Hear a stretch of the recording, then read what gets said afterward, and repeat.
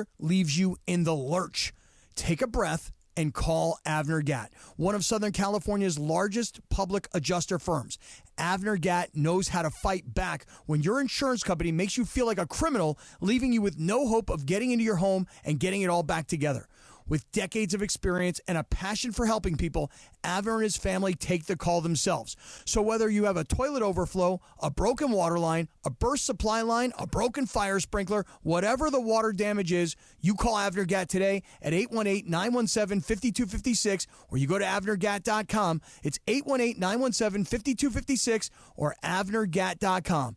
You call, Avner answers, he says hello. Your claim is our game. avnergatt.com. Texting enrolls you in a recurring automated marketing text messages. Consent not required to purchase. Message and data rates may apply.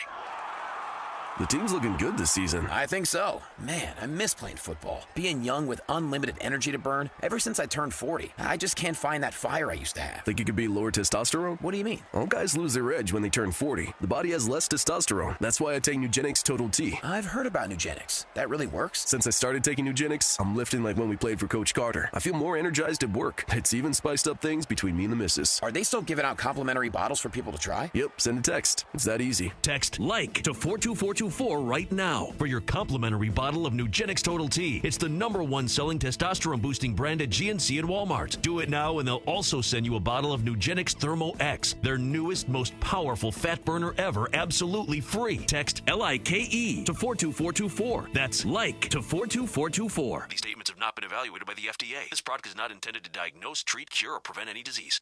Robinhood Gold members can now enjoy the VIP treatment, receiving a 3% IRA match on annual retirement contributions. With Robinhood Gold, the perks of the high net worth are now available for any net worth. The new gold standard is here with Robinhood Gold. To receive a 3% boost on annual IRA contributions, sign up at Robinhood.com/gold. Investing involves risk. 3% match requires Robinhood Gold $5 a month for 1 year from first match. Must keep funds in IRA for 5 years. Go to Robinhood.com/boost. Robinhood Financial LLC member SIPC. Gold membership is offered by Robinhood Gold LLC. Something amazing is happening here. Scientists are using AI to study how whales talk to each other. CDW experts can give researchers the power to process complex data with HP workstations, advanced by AMD Ryzen Threadripper Pro processors. With easier handling of AI workloads, your organization can bring powerful insights to the surface. Make amazing happen. HP, AMD, and CDW. Learn more at cdw.com/HPAMD. Let's go. It's time for Sedano and Cap. A little sabor. And we're going to just nosh. It is George Sedano. It is Scott Kaplan. Sedano and Cap is on. I'm going to have to say respectfully, I'm going to disagree. Okay, why is that? I don't know. The LA Afternoon Drive takeover. He likes to lay the wood. Yeah. You say Kikuchi. Wacky forced radio stunt of the year. Christopher can go to hell. Oh, nothing worse than the horse. Nah, man, black don't crack. Benjamin Pratt is like, how do you say his name? Asminger? Asminger. Hey, these Hard Knocks guys, they're all over me right now. It's like I'm back in Dayton. You are a bit killer. Because you got to talk about sperm? Here we go. You don't know. You don't know. And you know why you don't know? Because you're gutless, Andy. You're gutless. Sedano and Cap. God, I'm going to melt you.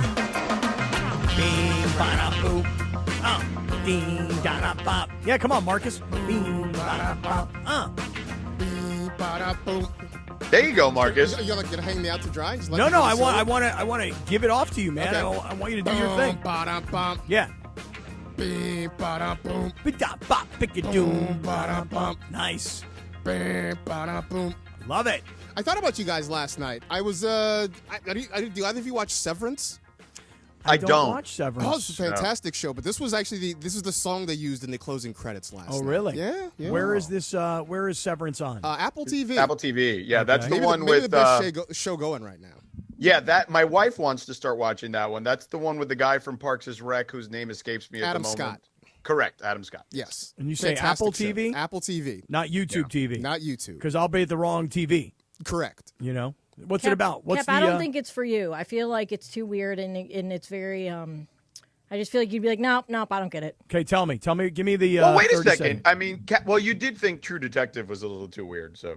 If you thought True Detective was too weird, I don't know. But so the basic premise is people are having a procedure done that separates their work life from their home life, so that when you go to work, you have no memory of your outside life. When you're away from work, you have no memory of your work life.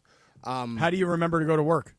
Well, you have a job, and so you go to this office every day, and then when you go down the elevator, it dings, and all of your outside memories and troubles go away. Okay. Except now, for some people, their outside lives and their inside lives are starting to bleed together, and there's a whole big mystery to solve. So it's a little Matrixy? Kind of Matrixy. It's created by Ben Stiller, which is sort of, you wouldn't have expected it. I guess he originally intended it to be a workplace comedy. Yeah. It is very much not that, but it is probably the best show on television right now. Really? Wow. Yes. Look at that. Wow, it's quite an endorsement. Yes. From Marcus Grant. Yep. There you have it. Now- Well, this segment is only going to be like 5 minutes, Cap, because we went way long in that first crosstalk segment. Yeah. Now, George, here's the thing, and Marcus, I want to prepare you for this. Okay. I don't know what's going to happen in today's show. Okay. I could get up and have to run to the bathroom. Oh, yeah. What is this parka or wherever this thing you have on? Well, I have on a burrito blanket. Parka. I have on a burrito blanket, George. I'm all, cozied up here in this burrito blanket. Oh, because you got food poisoning. Yeah, so last night. But which side? So is it coming out the top or the bottom? Both. Ah. Ooh. Yeah. Ah. And here's the worst Now, part. do you have norovirus, maybe? I don't think so. Because that's what I ended up having when I thought I just had food poisoning. It ended up being norovirus. Okay, so what'd you do? I mean, you just have to let it Just kind gotta of wait it out. do its thing. You know what I mean? Okay, It's like well, a day to maybe 2 days if you're unlucky. But Yeah. it's like exactly what you would think food poisoning be, according to my sister, because her whole family had it. norovirus, huh? It's super contagious right now. Oh, really? Yeah. Maybe that's what I have. All I know is this. I was about 8:30 last night. I get into bed, and my stomach is killing me. I'm like, oh, man, my stomach really hurts. But it wasn't like I'm going to throw up or I'm going to have to do the backdoor deal. It was just like, I don't know. I don't feel good, but I couldn't go to sleep. About 1 o'clock in the morning, I'm like, I got to get up. So I go into the, private area. Yeah. And I start doing my business. And then after doing said business, then all of a sudden I had to get up, get down on my hands and knees and throw up all through the toilet, man. Yeah. And let me tell you, Were you doing remember when Brandon Staley used to do those back exercises before games that they used to put in when they used to play on Monday or Sunday Night Football? After he was done with the stairs, you'd kind of do like that, kind of like those yoga cat poses or whatever. Yeah. Was that what you were doing basically? On all fours doing cat-cow, 100%. 100%. And I am throwing up, man. And I haven't thrown up like this, and it's got to be 20 years. And I mean, bleh! And then I was like, we get okay, it. catch my breath, wipe my nose. And then it was like, bleh! And then catch my breath again. And then let me my guess, nose. it was bleh! Right, Yeah. third time. Right. I had a hat trick last night, and I mean, it was just all over the place. And then, to make matters worse, I don't know how, but I somehow clogged the toilet. So now I'm standing there. Oh, my goodness. Just threw up all over the place, did my backdoor business as well. Yeah. And then I'm standing there with a plunger trying to clean this toilet out. No. It was just a disaster. Why does this sound like a Fairley Brothers movie? What's happening here? I don't know, man. I don't know. So I get up this morning, I go back to sleep for a little bit. I get up this morning. I can't move, man. I mean, I am down and out. And Bergie says to me, he goes, well, dude, if you're sick, you're sick. Don't come in today and don't do the show today. But, George, this is all your fault. Why is it my fault? Because how many times have you done the show where you've either had COVID or you've been sick? You don't call out sick. You call out for games. Right. You don't call out sick. But I'll do it sick from home, yes. Well, that's what I'm doing. So I'm like, Right. You know what? I'm not going to let George out-tough me. I mean, so I'll put on my burrito blanket. I'll sit here, freeze my ass off. And if by chance, Marcus, I have to run in the middle of the show, be ready to carry this thing. Okay. All right, fair enough. And Cappy, if you have some sort of accident, I don't know. I if had an Jacob accident last night. I don't know if Jacob handles those kind of accidents, but obviously he handles other kinds of accidents. So let's get into the Lakers in a second. But first, Cappy, which, by the way, the Wizards are a hell of an accident. Holy moly. But let's talk about our guy, Jacob, who's very concerned about the impact these wildfires are having on the Southland. The wildfires can leave lasting scars on our homes and health and certainly our community. So if you're having any sort of issue regarding the wildfire, call Jacob at 844-24-JACOB. Tell him Sedano, Mason, and the crew at 710 sent you. If you've been injured or are dealing with damage to your property, you don't have to face this horrific situation alone. Call Jacob, like I told you, at 844-24-JACOB. That's 844-24-JACOB. Tell him Sedano, Mason, and the crew at 710 sent you. When disaster strikes, your recovery, it shouldn't be a fight, guys. Let Jacob and his team do the fighting for you and provide the representation you deserve while getting you what you're owed. So call him at 844-24-JACOB. Tell him Sedano, Mason, and the crew at 710 sent you. Jacob and his team, they have their thoughts and prayers with all of you who are being affected by these wildfires, either directly or indirectly through friends, loved ones, etc. So if you or someone you know has been injured or suffered property damage due to these wildfires, call Jacob for a free case review. Call Jacob at 844-24-JACOB. That's 844-24-JACOB. Visit him online at calljacob.com. And Jacob and his team, they're here to help, man. So together, we will rebuild. You never have to miss a moment of LA's mega sports station. Get the all-new ESPN LA app. Just search ESPN LA in your App Store or Google Play. Download, tap, and bam! You got 710 ESPN in the palm of your hand. I'm Doug Hopkins. And I'm Damon Lyons, and we want to buy your house. If you're considering selling your home for any reason, let Seller's Advantage show you a better way to sell your home. With no agent fees, no commissions, no hassles, and no repairs. Just a fair cash offer that can close in just a few days. We don't just promise more, we deliver a much better customer experience. Check out our Google reviews and see how. Call Seller's Advantage or visit sellersadvantage.com for free, no obligation cash offer. Don't worry, sell happy with Seller's Advantage. Hey guys, it's Mina Kimes, host of the Mina Kimes Show featuring Lenny, here to tell you about a live podcast taping I am doing in Los Angeles Monday, February 3rd, right before the Super Bowl. I am joined by Greg Rosenthal, Jordan Rodriguez, Chris Ryan, Andy Greenwald, and the Rams' own Kobe Turner. 100% of your ticket proceeds go to wildfire relief here in Los Angeles. Check it out, minapodlive.com.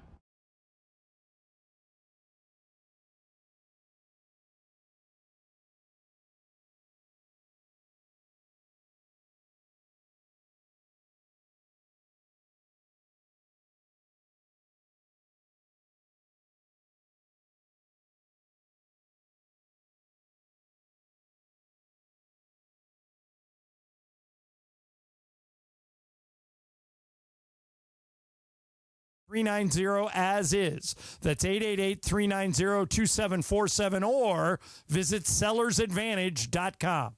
Prescriptions require an online consultation with a healthcare provider who will determine if appropriate. Restrictions apply. See website for details and important safety information. Price varies based on product and subscription plan. Hey guys, let's talk ED because millions of men experience it. Did you know that 1 in 4 people seeking treatment for ED are under 40? So you're not alone. And even better, Hims can help. Find the ED treatment that fits your needs at up to 95% less than the brand names when you get started at hims.com/joy. It all starts with an online intake form. From there, a medical provider licensed in your state will determine if ED treatment is right for you. Through hims.com, you can access a full range of treatment options for ED, including daily or as-needed meds through a 100% online process. If prescribed, your medication is shipped to you for free. Millions of men experience ED, but Hims can help. To start your free online visit and save up to 95%, go to hims.com/joy. That's hims.com/joy for your free online visit. hims.com/joy. This is Sedano and Kap for your afternoon drive. Walks around like a little puppy dog. On 710 ESPN. Oh, Cappy, come on. Doop-a-doop. Yeah. Mark is kind enough to sit in today, as I've got to run here in about 25 minutes or so. Okay. Mina Kimes is going to join us in a little bit. Mina Kimes is doing something awesome for the city. On Monday, February 3rd at the Belasco Theater in downtown LA at 6:30. She's having a live podcast, the Mina Kimes Show with Lenny, to raise money for the LA wildfire. If you want to buy tickets, all the proceeds go right to the wildfire relief. minapodlive.com for tickets and more information. Hey, George, remember I told you that I received in the mail from one of our great listeners $550 in cash. Yes. Now, Marcus, the guy didn't send me the $550 for me personally. Okay. He said, hey, you're going to go run a 10K on Super Bowl Sunday, all to, raise awareness, raise money for fire relief. Here's $550 to get it started. Last night, I received in the mail a check for $200. So I'm up to $750. I don't know that I'm going to be raising 10 or 15 grand per se, but we have some people that work at 710 that their lives were greatly impacted, and I know they could use the help. So my thought is, just raise whatever you can and hand it off.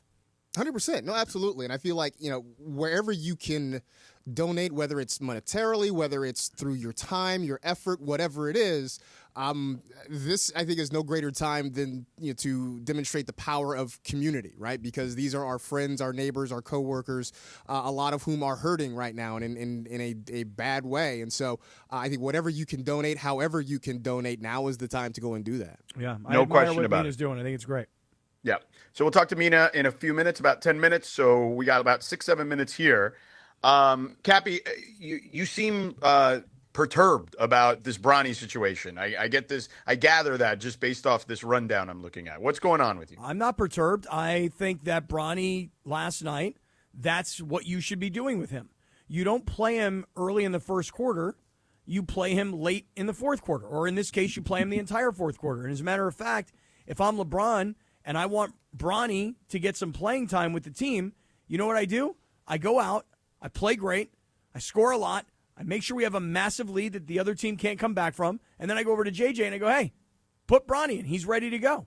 And so in the game 2 days ago, it's like, why are you putting him in the first quarter? And then last night... Well, they had no choice. I mean, they didn't have a lot of guys available that day. George, I understand, but I'm going to just say a but here.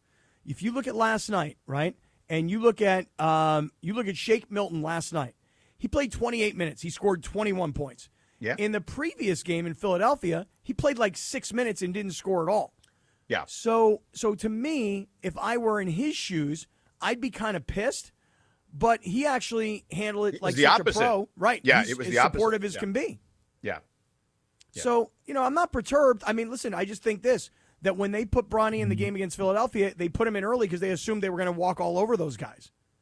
And they didn't Marcus, do it. how do you feel about all of this? I just feel like it's a lot to do with nothing about a young man who is going to have minimal impact on what the big club is doing, and it's all about development, particularly mostly in the G League, which is where he's played most of his games. I just think there's much to do about nothing with Bronny here. Yeah, I mean, look, if he were Bronny Smith, we wouldn't be having these conversations, right? But I guess this is also sort of what comes along with it, and I think he had to know this, right? He had to understand this the moment. Even before he was drafted, the moment it became apparent that LeBron wanted to play with his son and that he would prefer that they were on the same team together wherever it would be. And everything that I have read, everything I've seen, it seems like he is taking it certainly very professionally, very level-headed. I think it's the rest of us who have sort of lost our minds about this whole thing, yes. But I'm kind of with you. It is much ado about nothing. If he were just another sort of end-of-the-bench player, nobody would bat an eye. It wouldn't make the blogs. It wouldn't make social media. We wouldn't be spending airtime on it. But because of who his father is, it's a story. Well, and more, because remember, over the last year and change, LeBron had tweeted or had said things that, were like, hey, Bronny could be playing in this league right now. I mean, there was that one tweet, I'm watching all these fools around the league on NBA League Pass. Bronny could be playing right now. So LeBron hyped him. And everybody knew that Bronny had not really accomplished very much at USC and that the reason he was being drafted was because of LeBron. So we all get it. Everybody's a grown-up here. We all understand the reality of this situation. But why do fans scream, Bronny, Bronny? Why do fans scream, MVP, MVP? Are they cheering for him? Are they rooting against him? Well, first off, Wizards fans shouldn't be mocking anybody. You cheer for the Wizards. So let's start with that. Right? It's like you have no basis for mocking or taunting anybody. So let's begin there. Yeah. Okay.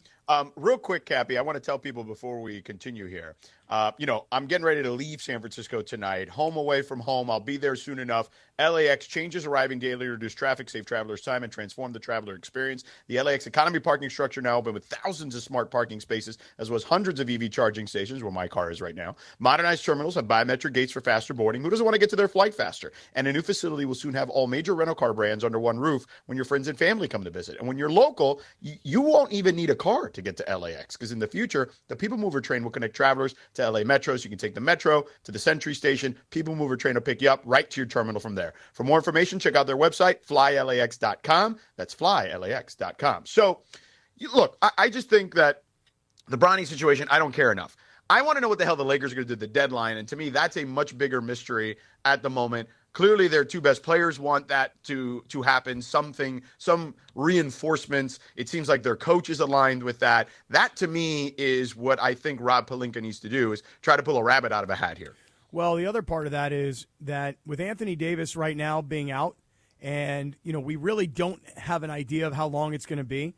When they said they'll reevaluate him in a week, that doesn't mean he's coming back to the floor in a week. Correct. That means that they're going to be doing they're waiting for the swelling to go down, all the things you hear these sports docs talk about. Then they can get in there and do an MRI and all this kind of stuff. So they if you find out that you're not going to have Anthony Davis for an extended period of time, which I'm worried about because of where the injury is, you better do something.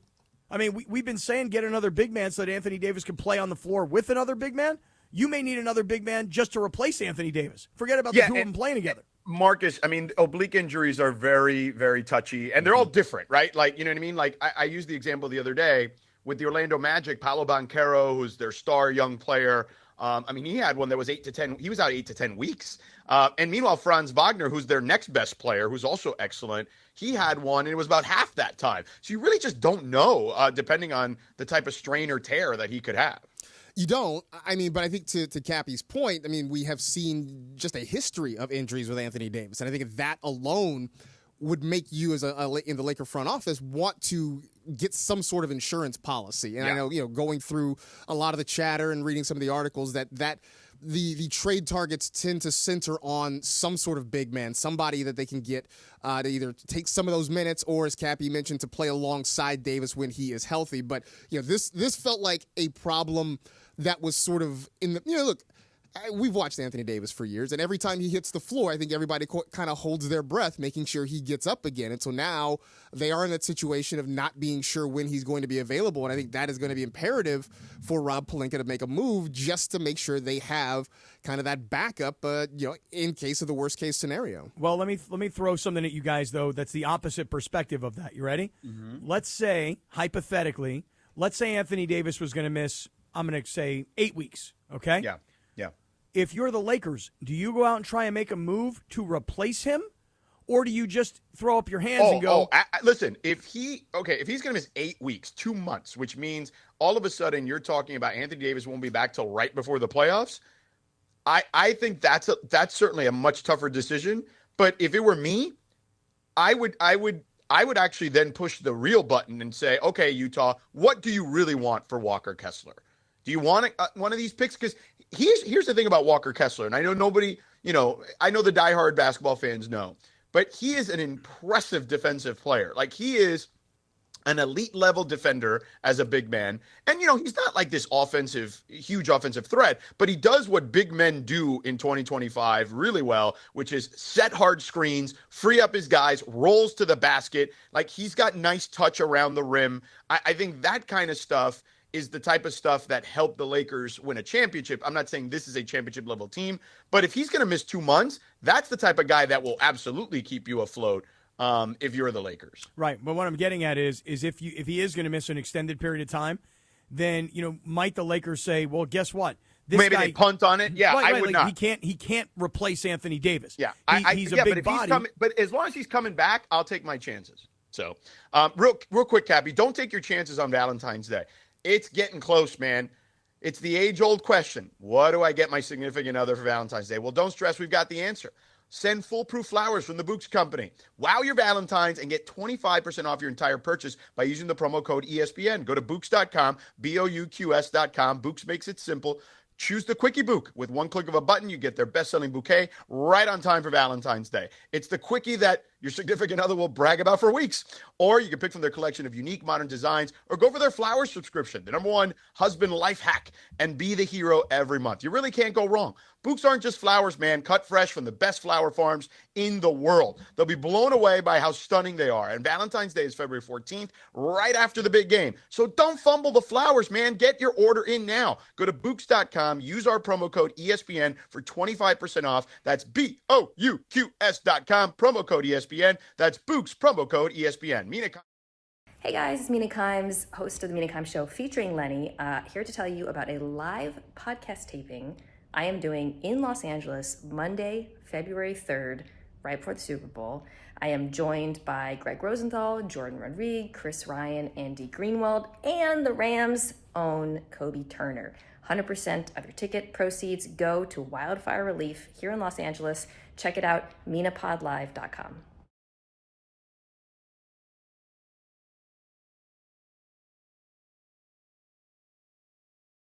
Hi, my name is Victoria. I am from Silmar, California, and I just want to say thank you to all the firefighters for everything that you've done. You are so brave, so just amazing and brave, and we appreciate everything you've done for the city. I want to thank them.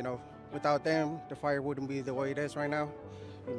Little help like you guys asked for. I got a few bobbleheads, a few jerseys, a few shirts that are brand new, and some baseball cards.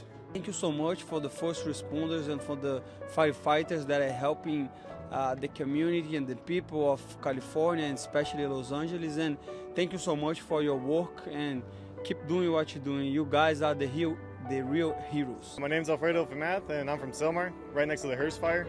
We got evacuated, but I really want to thank the firefighters for saving my house and my friends' houses. I appreciate you guys, and without you guys, I don't know where to be at, probably without a home, but I really appreciate everything you guys do for us. What's up, everybody? Cappy here, InsideCrypto.com, and I just want to take a second to thank all the first responders, the firefighters, but I'm going to take another direction here.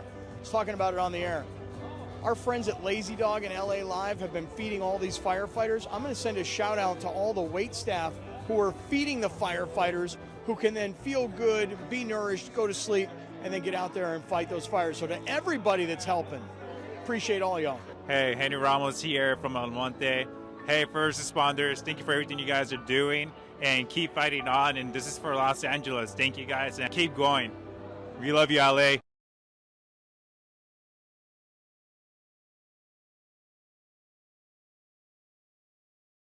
Total T. Nugenix is the #1 selling testosterone boosting brand at GNC and Walmart. Do it now, and we'll also send you a bottle of Nugenix Thermo X, our newest, most powerful fat burner ever. Absolutely free. Text LION to 321321. That's LION to 321321. This is Sedano and Kap for your afternoon drive. How is that related? On 710 ESPN. All right, Sedano and Kap with you here. I've got one more segment to go before I got to head to the arena tonight for Warriors Suns. Marcus Grant is in the house with us here, so we appreciate him being here with us. And we're joined by friend of the program, friend of the station, Mina Kimes, who's doing a fantastic thing here for the city. This Monday, February 3rd at the Belasco Theater in downtown LA, 6:30 p.m. She's doing a live podcast of the Mina Kimes Show featuring Lenny to raise money for the Los Angeles wildfire relief. Go to her website. All the ticket proceeds go to wildfire relief here in Los Angeles. The website is minapodlive.com for tickets and more info. Mina, first of all, thanks for coming on. Thanks for doing this. How did this all kind of come about? Oh, man. George, like a lot of people, I was really just devastated to see what was happening in Los Angeles, just to friends of friends, coworkers, people I had never met. And, I just wanted to do something to try to raise money for, wildfire relief. And the thought occurred to me that, I could do a live podcast Super Bowl week right before I head out to New Orleans. So I asked some of my friends to join. We've got Greg Rosenthal from NFL Network, Jordan Rodriguez, who does an amazing job covering the Rams, Chris Ryan and Andy Greenwald, who are two of my favorite TV and movie podcasters, and then from the Rams, Kobe Turner, the Masked Singer himself. So it's going to be a great show. I'm really, really excited about it. There are still tickets available, and also whatever your ticket sale is actually being matched by Peyton Manning, Omaha Productions. So it's double the donation, which means we've already raised a ton of money, and I just couldn't be more excited for this. Wow, that's really cool, Mina. How many people is the arena is in theater hold? Do you have any idea? I think 400, so it's pretty big. Yeah, wow. Yeah. That's pretty cool. Were you, like, nervous at all? Like, geez, I mean, I think 400 people will show up? I mean, like, that would make me a little nervous, you know? I'm pretty nervous, but, you know, and then the funny thing, guys, and I know you probably know this, like, when you're doing radio or TV, many more people are watching, but you don't really think about them. Obviously, many more people. But then when you sit in front of an actual crowd, you're like, oh, these are real humans looking at me. So there's always, like, a little bit of nerves with that. But, no, I just think, like, you know, everybody knows why we're there, and that's going to make it easier, too, and it's just going to be a ton of fun. Mina, are you going to get Kobe to sing at any point during the show? Ooh. I have broached this. I would be a shame not to, given how unbelievably talented he is. But it'll ultimately be up to him, so I don't want to put too much pressure on him. And then what's Mina, the game plan? I just want to hear. So is the game plan then Monday is the event, and then head to New Orleans right after that? That's right. So I'm going to New Orleans on Tuesday, and I'll be at Radio Row, and then we're doing NFL Live there all week, which will be an interesting experience because two of our cast, Ryan Clark and Marcus Spears, this is a home game for them, right, being Louisiana boys, which basically means that we won't be able to go anywhere with them because they're like the kings of that city, but I'm looking forward to it. Yeah, that'll be awesome for sure. Make sure you check that out all week long. And, of course, for more information and for tickets for the awesome event on Monday at the Belasco Theater in downtown L.A., go to minapodlive.com. All right, so let's ask you a couple questions here. I want to start with the Raiders. Your boy, Pete Carroll, is now the head coach of the Raiders. Now, I am on the side of, look, I think it's a good hire. I just don't know if it means anything considering their quarterback situation. Where do you land on all that? Yeah, you know, I like the hire. I'll start there. You never know who's going to be a good head coach, in large part because even if you hire like a hot offensive defensive coordinator, you don't know if they're going to be a good leader, CEO. We know Pete Carroll can do those things. He's literally written books about leadership, and obviously he's a proven winner. So you kind of get rid of that level of uncertainty. He also obviously had incredible success with a young quarterback in Russell Wilson and turned around. It really ushered in an era of defense in Seattle, and those are both things that the Raiders need to accomplish. The quarterback question, however, will probably determine how successful his regime is in Las Vegas, however long it lasts. And as you guys know all too well, this isn't the greatest quarterback draft, but I want to give them the benefit of the doubt before I really dig into the quarterbacks. But yeah, that's going to be, I think, Pete Carroll's biggest and most important decision. Yeah. I mean, listen, we've been arguing about this for a few days, actually, because I'm a huge Pete Carroll fan. I'm a big Pete Carroll believer. And I think that within 3 years, or maybe 4 if they decide to keep it going, he will set that organization up. Because now you have a coach, Mina, that has the resume that the other coaches in the division have. Doesn't have a quarterback yet, but when he gets one, Pete Carroll has the resume to say, I belong in this division with these guys, and I can turn the Raiders around. I believe he will. Yeah, you know, he's a really good organization builder, right? Because the Raiders have just been sort of muddling along for so long now. It hasn't felt like they've had a steady hand who's kind of setting the culture, deciding what kind of coaching staff he wants to put together. I thought it was really interesting that he's bringing back Patrick Graham, who's their defensive coordinator, who's like one of the brighter young minds in football. I liked that because a lot of times a new guy comes in, he wants to do his whole staff all over, but that wasn't the case. So, yeah, like I said, I'm very optimistic about this. It felt like a good fit between the team and the coach. There doesn't seem to be that same level of excitement in Dallas right now, Mina, with the Brian Schottenheimer. Right? And, I mean, but here's the thing. Talk about going from the excitement, the thrill of chasing Deion Sanders to the hiring of Brian Schottenheimer. I mean, your thoughts on what Jerry ultimately decided to do there.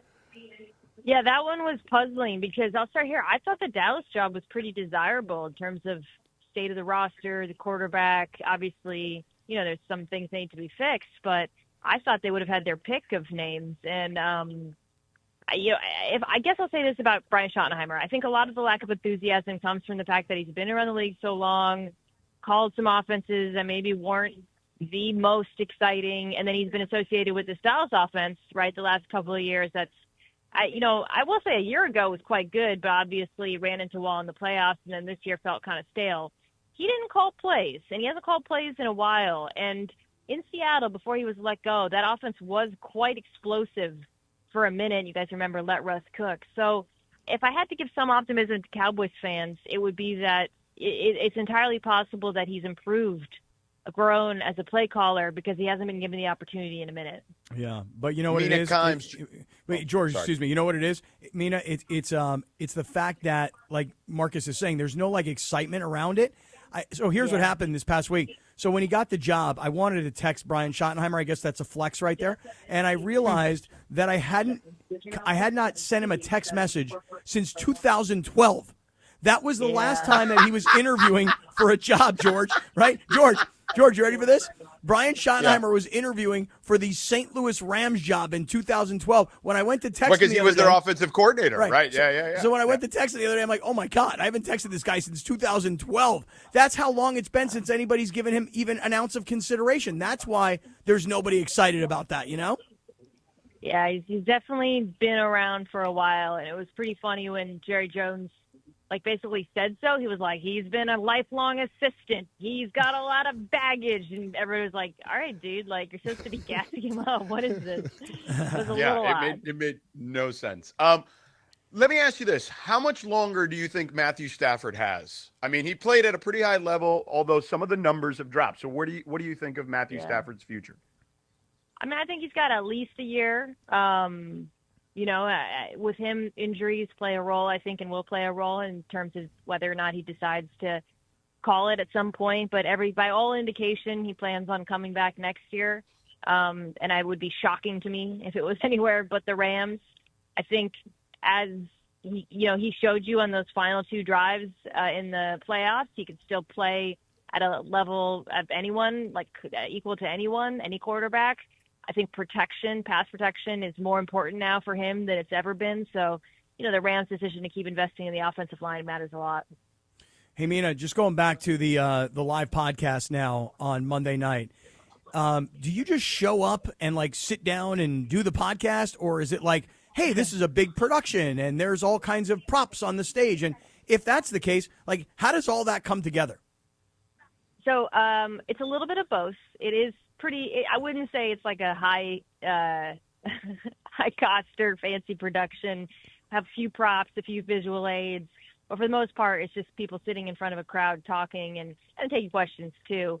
But the actual putting on of the show, the production outside of me, which is, I just show up and do my thing, it does require a lot of work, and it's really a testament to our live event folks at ESPN, but also my partners at Omaha Production for basically scrambling after 10 days ago. I said, hey, I think I should do this, or maybe it was less than that. And they were like, okay, we got to get a website going. We got to get a venue. We got to do all this. And they're just awesome. And we've already raised just a ton of money, and I'm just over the moon.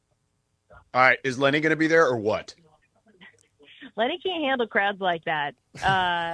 If he was there, he'd be barking the whole time. Oh, man. I got to be honest. I'm a little disappointed. Lenny's not going to be there. But you know what? I understand. It's just not his thing these days. I get it. Why don't you give him some little CBD doggy treats? Yeah, I tried that on the plane, and I feel like it had the reverse effect once. You're not going to be the last person to say they're disappointed not to see Lenny. I'm anticipating a lot of that.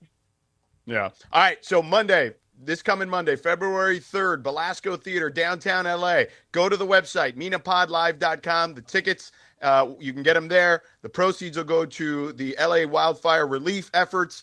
And, of course, you heard her earlier. If you didn't, Peyton Manning will match, for every ticket sold. So there you go. Make sure you go to minapodlive.com. Mina, thanks for the time. We'll talk to you soon, and good luck on Monday. Appreciate y'all. Thanks. See you in New Orleans. All right. I got to go. Cappy, you take it away. All right, I'll do it. Marcus. See you, Marcus. Thanks. That's it. Marcus is in. Sedano's going to this game between Phoenix and Golden State. And you know what happens when Sedano leaves. That's when I can get really raw. So everybody stay right where you are. Marcus Grant in for Sedano. This is Sedano Kap on 7. Laker fans, Saturday night, join me at Cosm, LA, right next to SoFi Stadium. It's a Lakers-Knicks watch party. Come hang out. They're going to have an NBA trophy you can take pictures with, food, drink specials. It's an amazing experience. Get your tickets right here.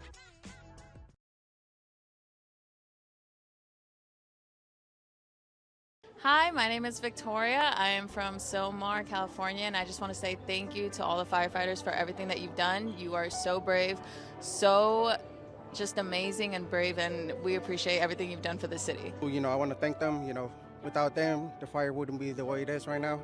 You know, little help like you guys asked for. You know, I got a few bobbleheads, a few jerseys, a few shirts that are brand new, and some baseball cards.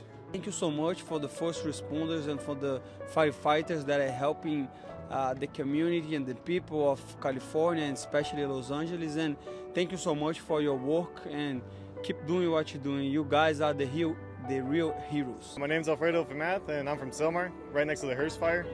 We got evacuated, but I really want to thank the firefighters for saving my house and my friends' houses. You know, I appreciate you guys, and without you guys, I don't know where to be at, you know, probably without a home, but I really appreciate everything you guys do for us. What's up, everybody? Cappy here, InsideCrypto.com, and I just want to take a second to thank all the first responders, the firefighters, but I'm going to take another direction here. I was talking about it on the air. Our friends at Lazy Dog and LA Live have been feeding all these firefighters. I'm going to send a shout out to all the wait staff who are feeding the firefighters, who can then feel good, be nourished, go to sleep, and then get out there and fight those fires. So to everybody that's helping, appreciate all y'all. Hey, Henry Ramos here from El Monte. Hey, first responders, thank you for everything you guys are doing, and keep fighting on. And this is for Los Angeles. Thank you guys, and keep going.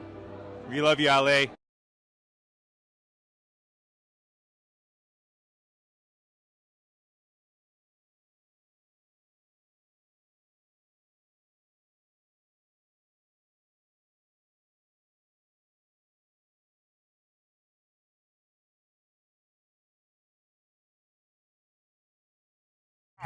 Sedano Kap for your afternoon right now on 710 ESPN. It's time for what you need to know. Let's do it. What you need to know right now. Right, what you need to know is being brought to us by Morongo Casino Resort and Spa. Good times, less than 90 minutes from wherever you are. Marcus Grant is in for Sedano. Brian Cohen is in for DeAndre. And Lindsay Baseball is standing by with what we all need to know. Well, what you need to know is maybe something that you probably already know, but you need to know how excited I am about this news. That yesterday, the NBA announced the All-Star reserves. And, of course, from the West, we got Anthony Davis from the Lakers. We got Victor Wembanyama, Anthony Edwards, James Harden, Jared Jackson Jr., Jalen Williams, and I'm not sure how to say the guy's name from the Rockets. Sengun? Alperen Sengun. Thank you. And then, what I'm super excited about, of course, for the East, we have Tyler Hero from the Heat, which I'm not sure why he got, but whatever. Damian Lillard from the Bucks, Cade Cunningham from the Pistons, Jaylen Brown from the Celtics, Pascal Siakam from the Pacers, and then Evan Mobley, USC's own, fight on, for the Cleveland Cavaliers, and then, of course, Darius Garland from the Cavaliers. So, two Cavaliers named as All-Star reserves, but like I said, USC, there's a local tie here, guys. Local guy. He's from here. Fight on. Yeah, fight on. So, yeah, good for them. I'm really excited that Evan Mobley, even though I won't watch the game because it's terrible, I'm very excited that he is being recognized for, and he gets the NBA All-Star accolade for what he's having a great season, his best season by far. And, yeah, good job, Evan Mobley. I like the way you you were excited about Evan Mobley. Mm-hmm. He's a Cleveland Cavalier. But then you justified the excitement by mentioning that he's a USC alum. Yeah, that's why, because he's a local guy. He's from here. I understand. But you had to, otherwise you know how people get around here. I know. They hear you that's talking why, about Cleveland. Yes, if it was if it was Jared Allen and Darius Garland, I probably wouldn't have used it as what you need to know because people would have been like, oh, God, which they still will probably roll their eyes and say, oh, God. But, hey, Evan Mobley, USC guy. Didn't you share a suite with him at a game once, Cappy? Yep, a couple of years ago. We were at the USC, I'm trying to remember who they were playing game. And they were fighting on. That was when my boy Mike Bohm was still the athletic director. Yeah. That really screwed my whole thing up. That didn't last long. No, it screwed my whole deal. He's so mad about not having the connect anymore. Oh, Marcus, you don't even understand, dude. I mean, I had the parking passes, I had the suite passes. I mean, I know you're not one to pay for tickets, so I imagine that busted up your whole flow. Well, it did mess up my flow, and I have no relationship at all with the new athletic director at USC, so that whole thing really screwed me up. By the way, I did notice, I saw it on Twitter yesterday, at yesterday's USC basketball game, Pete Carroll was there, and I think he was in like the third row from the court. Yeah. And somebody had a video of the new AD. She was escorting him from the third row to the courtside seats. Like, oh, hey, you're here? You're the Raiders coach. You're a big deal. Oh, you're here. Let's get you some better seats. It was very funny. He got upgraded. Nice. That's what you need to know. Brought to us by Morongo Casino Resort and Spa. Good times. Less than 90 minutes from wherever you are. All right, Marcus Grant is in for Sedano. It is Friday afternoon here on Sedano and Kap. Marcus, before we jump back into things, I feel like I haven't seen you in a really long time. It's been a minute, yes. It's kind of weird, isn't it? How, like, we were seeing you a lot during the summer last year. Yep. And then all of a sudden, football season kicked off. Yep. You're busy over at the NFL Network. And, you know, we're all busy here at 710. And it's been like an entire football season that we haven't seen you. Pretty much, yeah. And I don't know about you, but, like, I get very into, like, I don't want to say depression. It's too strong of a word. But, like, I get sad. A funk. Yeah. Yes. Because, like, last week I knew, I'm like, oh, man, there's only 2 more games Sunday. And then after that, there's only 1 more game, the Super Bowl. And then after that, on Sundays, my girlfriend's going to expect me to do things with her, you know, like rather than just sitting in the house watching football all day long. So it is kind of one of these things when you're a football first fan that when you get to the end of the football season, it becomes very sad. I sort of get that, although I'm not one of those people, because I see this every year, right? When we're in the midst of some dreadful Thursday night game and it's awful and everyone on social media is complaining about it, there's always that one person who's like, you're going to miss this in April. And I'm like, no, I'm not. I'm not. Like, I would rather watch no football than bad football. Like, I'm one of those people because I have many other things I can be doing with my time. And so, like, yeah, I will miss the great games, the fun games. We've had some amazing playoff games, and those are the kind of games that, like, you know, yeah, you're going to miss those when they're gone. I'm not going to miss some awful, you know, Bears Thursday night game in the fog and cold where the two teams total, like, you know, 17 points. I mean, I look forward to summer. Like, I am a Dodger fan. I know that, you know, folks down in South don't particularly care for the blue, but, you know, like, that's going to be fun to watch them try and back up their title and see that sort of thing. So I do find other ways to occupy my time once football's over. Yeah, I get it. But, I mean, like, I just get to this time of the year and I'm like, wow, 2 football games left, then the Super Bowl. And then what we used to have back in the old days was, okay, I'm so desperate for football that I'll actually watch the Pro Bowl, which back in the old days, you know, was down in Hawaii and all the players wanted to go and being being somebody that was a Pro Bowler, you know, that was a big deal. And if you were a fan, you were like, oh my God, I will watch the Pro Bowl because there's all my favorite players, all the biggest stars. And not like these guys were out there giving it their all, but, you know, the winning team maybe took $50,000 per player and the losing team maybe took $25,000 per player. And so there was a little bit, at least, of competition. Now, in between the AFC and NFC championship games and before you get to the Super Bowl, now you've got the Pro Bowl or whatever these festivities are, and I'm not even remotely interested. I will say that I kind of like the skills competition, and not like I won't say that I make it appointment television. I'm not going out of my way to watch it, but if I'm home and I flip by and I see it, you know, I like watching them play dodgeball or do the relay races or that sort of thing. I am of the opinion, though, Cappy, that all-star games in general have outlived their usefulness. Like, there's just no point to them anymore. They were great in a time where, one, you didn't have as much player movement, so the idea of, you know, having superstars play on the same team seemed great. You know, like in baseball, the idea of, hey, man, like, what if Freddie Freeman and Mookie Betts could play together? That would be cool. Well, now we see that sort of stuff all the time. The other thing is, once upon a time, you didn't have access nationally to every single team. You only saw the teams that were in your market, and so maybe you saw stars come to your town every once in a while. But now, between the internet and streaming services and all these different, you know, options and platforms, you can watch any team and any player play at any given time. So the desire and the excitement to see, say, a Jamar Chase or a Justin Jefferson, it's not as great because you can pretty much turn on the TV and see them whenever you want. Yeah, but I used to like those those events that they would put on where, you know, you would have all the quarterbacks and they would be having a skills competition, or you would have guys, you know, playing, you know, on the beach, and you know, maybe like you would have like a bench pressing competition. You know, I always liked that kind of stuff. But now that has replaced the Pro Bowl, I just find that tomorrow, I think it is tomorrow, right? Yes. I just don't have that much interest in it. I think they should just, honestly, name a Pro Bowl team, give the guys a bonus, and, send them to Hawaii. Just make it a reward for the season that you had. Here's, a $25,000 bonus, and, take your family on vacation for a week. Congratulations. Well, as we now sit here a week away from the Super Bowl, and I know I'm heading down to New Orleans on Sunday. Are you have any interest in heading down? I would love to head down. I am not going, but I would.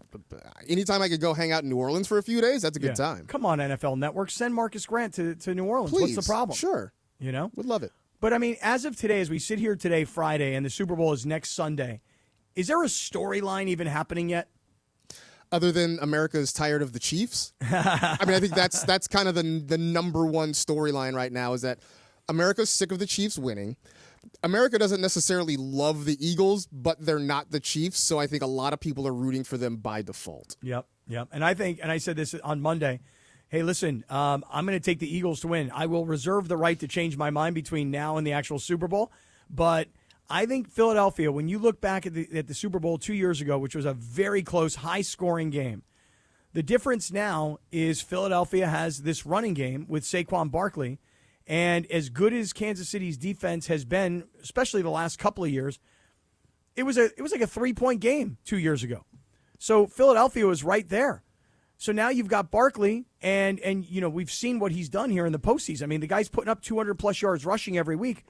I like Philly going into Super Bowl week. What do you think? I would like to see Philly win just because, again, they're not the Chiefs.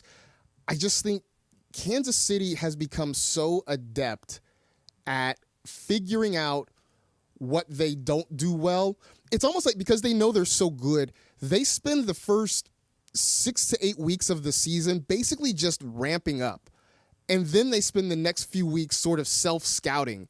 Because I thought what was interesting was in that AFC Championship game, on a lot of those quarterback sneaks, the Chiefs knew that Josh Allen liked to go to the left side, and they were prepared for it.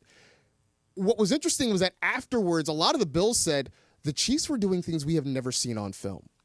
And I think because they spend the first couple of months sort of, farting around, basically, they get to this point in the year, and they're pulling out tricks out of their bag that nobody is prepared for. And I feel like between having a couple of weeks to get ready, the fact that they've finally gotten everybody healthy after a long year where they were just beat up, I just think they're going to have some tricks. Andy Reid's going to have something up his sleeve that Nick Sirianni and his staff had no idea to prepare for. Probably right. But gosh, I'm really pulling for Philadelphia. I would listen, I'm not like a Chiefs hater. I just would love to see Philly shut this thing down before they get to 3 straight Super Bowls. Marcus is in for Sedano. Stick around. We got a lot to get to. In fact, I'm going to go back. Even though Marcus said he thought it was much ado about nothing, I'm going to go back to Bronny for a second. So stay with us. But before we get there, hey, guys, fathers are essential to a child's well-being. And the legal system often unfairly favors mothers in custody disputes. Real Fathers' Rights is here to help fathers fight for their rights. Real Fathers' Rights, fighting for dads, scoring for kids. And we're going to help you level the playing field. Because if you're a dad and you're feeling sidelined in your child's life, we're going to get you the justice you deserve. The Fathers' Rights Attorneys helping fathers navigate family court, child custody, child support, divorce, domestic violence, restraining orders in L.A., Orange County, i.e. San Diego. And let me tell you, here's the new number for Real Fathers' Rights and my man Mark Real. 833-ESPN 710, 833-ESPN 710, and the website is RFR, Real Fathers' Rights, RFR710.com for Real Fathers. Hi, my name is Victoria. I am from Silmar, California, and I just want to say thank you to all the firefighters for everything that you've done. You are so brave, so just amazing and brave, and we appreciate everything you've done for the city. I want to thank them. Without them, the fire wouldn't be the way it is right now. Little help, like you guys asked for. I got a few bobbleheads, a few jerseys, a few shirts that are brand new, and some baseball cards. Thank you so much for the first responders and for the firefighters that are helping the community and the people of California, and especially Los Angeles. And thank you so much for your work, and keep doing what you're doing. You guys are the the real heroes. My name's Alfredo Famath, and I'm from Selmar, right next to the Hearst fire. We got evacuated, but I really want to thank the firefighters for saving my house and my friends' houses. I appreciate you guys, and without you guys, I don't know where to be at, probably without a home, but I really appreciate everything you guys do for us. What's up, everybody? Cappy here, InsideCrypto.com, and I just want to take a second to thank all the first responders, the firefighters, but I'm going to take another direction here. I was talking about it on the air. Our friends at Lazy Dog and LA Live have been feeding all these firefighters. I'm going to send a shout out to all the wait staff who are feeding the firefighters, who can then feel good, be nourished, go to sleep, and then get out there and fight those fires. So to everybody that's helping, appreciate all y'all. Hey, Henry Ramos here from El Monte. Hey, first responders, thank you for everything you guys are doing, and keep fighting on. And this is for Los Angeles. Thank you guys, and keep going. We love you, LA.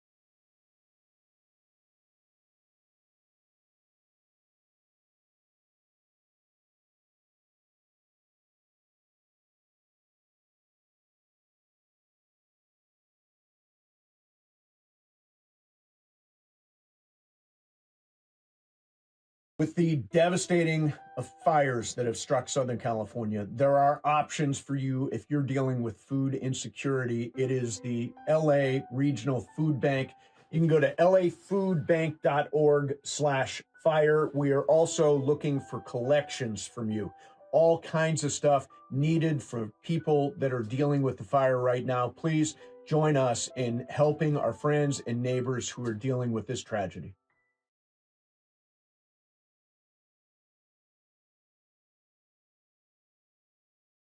Afternoon Drive. Really? You haven't? Oh, my B. Yeah. My B. Your B. On 710 ESPN. All right, everybody. Hey, it's Friday afternoon. It's Sedano and Kap. Marcus Grant is in for Sedano. And Marcus, I got to tell you, I said this to you at the beginning of the show. I'm dealing with some food poisoning, or at least what I think is food poisoning. Right. And I had something today called Mylanta. Which I remember commercials for Mylanta as a kid. I didn't know it was still on the market. Yeah. Somebody told me today. Oh, they're yeah, like, Mylanta's great for a good stomach ache. Right. They're like, you need to take Mylanta because I hate Pepto-Bismol. So do I. I freaking hate the taste of Pepto-Bismol. I'm one of those weirdos who kind of likes it. Oh, my gosh. When I was little and I would have a stomach ache and my dad would be like, you got to take some Pepto. And I'd be like, no, because I don't want to throw up. Because I hated the taste so much, it made me puke. I know. And it had like this bubble gum color that you're like, ooh, that must be good. Mm-hmm. And then you drink it and you're like, ugh. Cap, I think you have the norovirus because the one thing I managed not to get in Cleveland, like I did get strep. And it was just nasty, and pretty much my whole family got the norovirus except for me, because I guess it's really, really contagious, like George was saying. Yes. And my sister at first, her husband got it, and she was like, oh, you have food poisoning. And then she got it, which, food poisoning isn't contagious, and they ate different things. And then, like, everyone started to get it, and these stories of what was happening with people having norovirus were so, like, frightening to me. I was like, I'm shutting myself inside for like 4 days and not talking to anyone. But I don't even really know what norovirus is. It's basically like a certain strand of the flu. It's stomach flu, essentially. Oh, and really? it's just really, really powerful. Like, it's very contagious, and it makes you really sick for like about 24 hours. About 24 hours. Yeah. You're really just out of commission. It's coming out of both Everything's ends. coming out everywhere, and there's nothing awful. you can do about it. You just got to wait it out. That's it. I know. Last night, I'm telling you, at 1 o'clock in the morning, I am on all fours in the bathroom, puking my brains out, and I haven't had that happen in, I'm telling you, it's been like 20 years, and I can just feel it all right here in my throat. And earlier today, I could feel it in my chest and my gut. And so I'm really hoping that that this thing doesn't last very long. I don't care if it's norovirus or freaking food poisoning, whatever it is. I just want it out. Well, I feel like food poisoning, it usually takes like 6 to 12 hours to get it.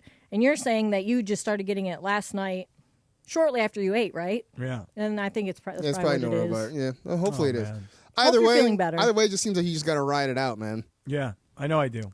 I do. Hey, Marcus, I just turned on some local news, and I say local news.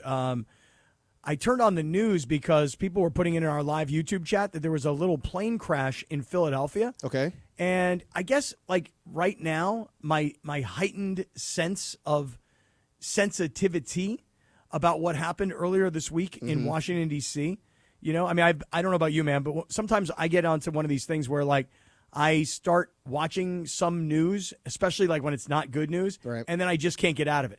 And I've been watching coverage of what's happened in Washington, D.C. for the better part of the last 2 days, like pretty much religiously nonstop. And now there's this, they're calling it a quote-unquote major incident. A small plane crashes near a mall in northeast Philadelphia. And just like the video we saw earlier the week, like, were you watching a lot of the news about what happened? I watched the good. I really do try to force myself to not get sucked in. Like, it's easy to kind of fall down that rabbit hole. And I tried to not, but I did watch some of it, yes. Yeah. And so the video over and over again that you can see out in the distance in the dark of the helicopter, going one direction and the plane kind of coming at us, and then the explosion. And so, I've been watching that for a couple of days, and now here we are today with again, this is they're saying this is moments ago, and you can see big plumes of smoke and a major explosion in Philadelphia. So I'm just putting it out there. Are you afraid to fly now? Well, I mean, I'm not like super afraid to fly, but I am flying to New Orleans on Sunday. And I don't know, maybe like a little bit, because I feel like every person who flies is scared of flying at some level. Don't you think? I mean, we were not made to fly, right? It is a little bit unnatural, and for as exhilarating as it is, yeah, I think there's a little bit of us that's like, hey man, like, what if something, I don't want to put this out here, but like, what if something goes wrong? Right. For sure. And then you see this story about this plane in DC was like 20 seconds away from landing. Yeah. And so I've been watching too much of it, which is why I'm super sensitive to it. And now I'm watching what's happening in Philadelphia right now. I mean, huge plumes of smoke, black smoke, white smoke, and they're trying to get a handle on what exactly happened here. So just giving everybody a heads up. Between that and like your norovirus, like, sounds like you're having one hell of a day. I'm having a day here, baseball. Like, go watch something that's happy. Like, okay. go, Can I turn on, what was the name of the show you told me about earlier?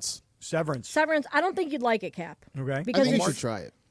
Yeah, but I feel like it's one of the, I know you, Cappy, and I just don't think it's going to keep your attention, because it's very weird, and it's very, like, you kind of have to, like, draw your own conclusions, and we are now in, like, episode 3 of season 2, and we still have no idea what the hell's going on. Okay. Well, I'll tell you this. After the Super Bowl, I think Reacher is coming back. So when Reacher comes back, I can't wait for that. Marcus, you like Reacher? So I watched season 1. I didn't watch season 2. It wasn't because I didn't like it. I just got distracted and never got around to it. But I did enjoy the first season. Season 2, final episode, a little weird, almost completely unbelievable, But I still loved it, and I can't wait for Reacher to come back. And I can't get Sedano to watch Reacher with me. Really? Maybe I'll try that because I've run out of shows. What's he? Is he against the idea of Reacher? I think it looks stupid. He thinks it looks really ridiculous. Yeah. I mean, the premise of it, this large man who wanders around the South righting wrongs and stuff like that is, it's a little bit. Here's the thing with Reacher. And it's not about the show itself. It's the fact that the whole point of the character, or part of the point of the character, is that he's this enormous man, and yet somehow Tom Cruise played him in 2 movies. Right. They do a good job of making him look like a bigger, bulkier man. Tom Cruise? Yeah. Or really? Okay. I think so. Like in I never movies. saw the movies. I didn't know anything about the movies, and then I saw the show, and I'm like, wait, this is the guy. Like, Tom Cruise is notoriously small. Like, Tom Cruise played this guy in 2 movies because the guy on the show looks like a very large man. Yeah, I don't know what his name is, the guy who's on the show. His name is Reacher. His name is Reacher, yes, that's true. But I mean, in real life, unless that's really his real name. Alan Richson. Yeah, and he's like 6'5", 270. Yeah, he's an actual large man. Right. Cap, you said that you watched Landman, or you started watching it, or I watched the entire series. Well, I say series. I watched the entire season of Landman. It was Marcus, great. have you seen Landman? I'm like halfway through the season, and You I like enjoy it? I do. I like it a lot. Billy Bob Thornton's pretty much great in everything. Yeah. I think he pretty much plays himself in most everything, and I'm pretty sure the clothes he wears on the show are just his clothes. I feel like that show is very like it's got a character for everyone on that show. Mm-hmm. You know what I mean? Like it's got a storyline or like a point of interest for everyone. I've been watching The Agency. Have you guys, like a lot of people were talking about that. I'm aware of it, but I've never watched it. I've not watched it either, but everybody's telling me how great it is. It's pretty good, but it's really, for me, it's a little hard to follow just because it's so convoluted, and there's, I don't know. Once you start getting like people from other countries and then you have to read the subtitles and stuff, I feel like that's a little bit of work when you want to enjoy yourself. So back to Landman real quick, because you're mentioning that there's like a character for everybody. Yeah. I'm pretty convinced that Ali Larter is just playing a grown-up version of her character from Varsity Blues. Is that the mom? Yes. Okay. She was in Varsity you're right. Blues. 100%. You're she right. had the whipped cream bikini Yes, in Varsity Blues. you're right. I'm pretty sure it's just a grown-up version of that. Yeah, you're right. Yes. I didn't know. I didn't see Varsity Blues. You've never seen Varsity Blues? No, never saw it. I feel like you would dig that movie. I don't want your life. Is that movie? That's that movie. Yeah. Okay. Maybe I'll watch it tonight. How have James you never Vanderbeek, seen Paul Varsity Walker, Blues? What is wrong with you? John Voight. Okay, maybe while I'm getting over the norovirus, I'll watch it tonight. You should check Watch it that. out. You'll like that. That's like an I think enjoyable, you would- good Friday night right, movie. It's not heavy. It's very light. It's it's high school football in Texas. Football. I think you would enjoy it. BC, you seem to be approving of this conversation. Oh, I do like this movie. It is pretty good. Varsity It's a Blues. good one. Yes. Okay, Yeah, and do you like Reacher? I've never actually seen Reacher. Oh, really? Yeah, that's one I'll have to dive into myself. Okay, 2 seasons. You can catch up before the 3rd season starts. They also have a spin-off movie, not another teen movie, of Varsity Blues, kind Yes. of one of those spoofs. Yes. Also very good, too. Yeah. Mm-hmm. Okay. All right. All taken into consideration for sure. Marcus, I would like to come back to the Bronny James story. Okay. We're gonna have Radio Tinder coming up in a matter of moments, but I do want to get back to it because, I mean, is it really much ado about nothing, or because that's what you said earlier, or like for me, it's super interesting, and to go from as bad as he was 2 nights ago to playing well late in the game against a really bad team last night, like I'm loving this story, and I just feel like there are so many people that don't want to talk about it because they feel like in some way that if they aren't like super complimentary of everything that's going on, like LeBron's going to be pissed at them. I do think there's an element of people not wanting to touch that, feeling like it's a third rail sort of thing because they don't want to alienate LeBron and the folks around him or whatever. I just think it's more gossipy sideshow sort of thing, right? And it's more tabloid because I don't know that anybody had major expectations for Bronny. He had a okay high school career. Obviously, the heart issue that he had at USC sort of derailed anything that he would have done in college. And I think a lot of people looked at him and said he could definitely use at least another season of development on the college level before he came out. But I think there was, I don't know if there was pressure, if he was just in a hurry or just eager or what it was. But I think everybody saw him come into the league as a guy who was very much in need of development. I think the Lakers were in an awkward position because, yes, they were doing this in a lot of ways to placate LeBron. So they were sort of put in a bind where they had to sort of have him on the big club, but also knowing that he needs development. So having him go back and forth to the G League. And so I think we're bound to sort of get these stories, but I think it's going to be a weird asterisk to the season, however it ends. Okay, to be continued, but here comes Radio Tinder on the way. Before we get there, I want to talk to everybody about Prize Picks. Have you downloaded the Prize Picks app? If you have not yet downloaded Prize Picks, download the Prize Picks app, use the code CAPPY, K-A-P-P-Y, make a $5 play, get a $50 bonus. Okay, so look, we're now like a week and change out from the big game. What's going to happen for the big game on Prize Picks? You can get a Patrick Mahomes free square. So if Patrick Mahomes passes for more than half of a yard, you can chalk that one up to a win. Like I was looking the other day, and I think Saquon Barkley's number, his more or less number on Prize Picks, is like 152 yards rushing in the Super Bowl. Now, if you look at Saquon Barkley and what he's done And if you're using the Prize Picks app, you can click on Barkley's face, and then it'll give you all the data from the last 5 games. If you look at what Saquon Barkley has done, he's gone for over 200 yards in like the last 2 or 3 games. Is he going to go for more than 150? I'm going to take Saquon Barkley for more than 150. I'm going to take Patrick Mahomes for more than half of a yard passing. I'm going to put those two together. I'm going to make a $20 play for a $60 win. So 3 times my money. On the other hand, tonight I got a whole bunch of action going on basketball games tonight, and I'm playing a 5-pick flex play tonight, $20 to win $140. If you've not yet downloaded Prize Picks, do it. Download the Prize Picks app. Use the code CAPPY, K-A-P-P-Y. Make a $5 play. Get a $50 bonus. Prize Picks. Run your game.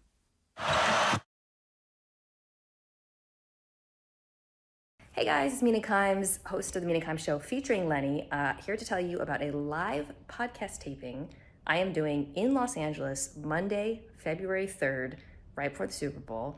I am joined by Greg Rosenthal, Jordan Rodriguez, Chris Ryan, Andy Greenwald, and the Rams' own Kobe Turner. 100% of your ticket proceeds go to wildfire relief here in Los Angeles. Check it out, minapodlive.com.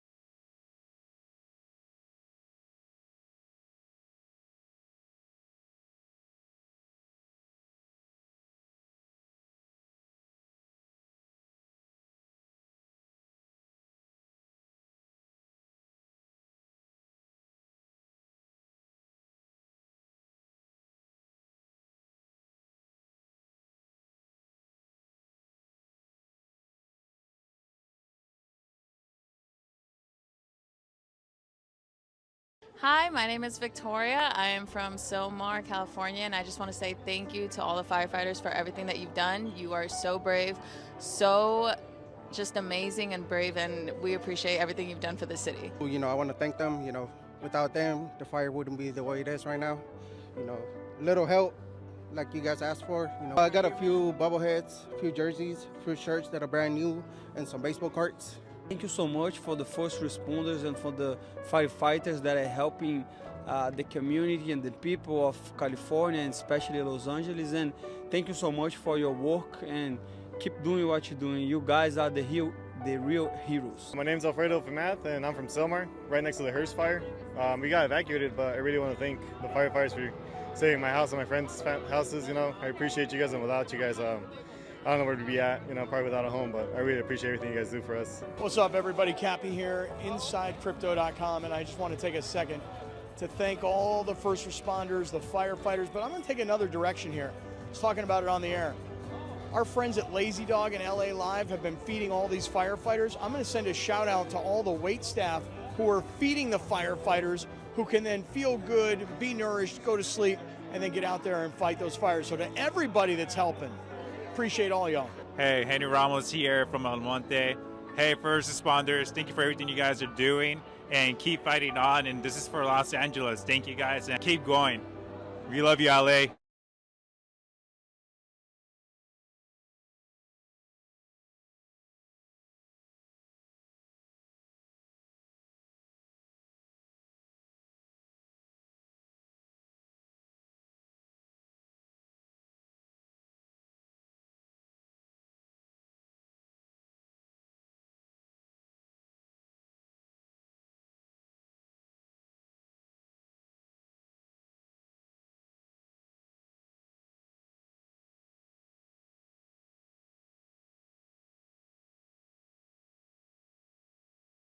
Here on our sponsor, Tequila Mandala.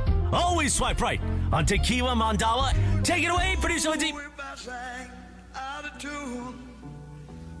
Oh, wow.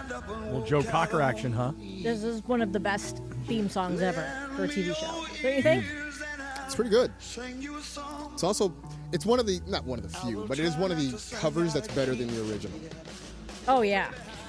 Yeah, way better. I was just telling Brian the documentary on Joe Cocker, which I know he sang some hits, but I don't know much about that guy. I watched that. I was like, wow, that was a great documentary. Oh, he was amazing. Yeah, he was. But yeah, that's He had some really it's weird funny, faces though, when he sang. What's that, Marcus? He made some really weird faces when yes, he sang. he did. Yeah, he did. Yeah, it's weird. I forgot that this was the theme song to the Wonder Years, right? Yes. Yep. And that came out on this day in 1988. Wow. On ABC. That was a great show. I have a little PTSD about that show. Why? Well, you know the brother. So you had Fred Savage, right? Yeah. Mhm. And then you had the brother. I don't remember his name. Jason Hervey. Yes. Jason Hervey. Jason Hervey once beat me up really bad. No way. The way he beat up his brother? The way he beat... He was a jerk on the show. Yeah, we were, one day Jason Hervey and I were down in Miami. This is when I was living down there. And there was this WCW wrestling event. And Hervey was like, well, dude, I've been friends with all these wrestlers for years. Do you want to learn some wrestling? I'm like, yeah. So we get into the ring, and I figure I'm going to give him a flare chop. I'm going to give him a belly-to-back souffle. I'm going to do all the fun things that I want to do. And he's like, no, it doesn't work like that. The way it works is when you're a rookie, you have to take the beating. And so I'm not joking, Marcus. This guy proceeded to beat the ever-living hell out of me for about 45 minutes. I want to see the video of this. Is there video of this? I wish there was.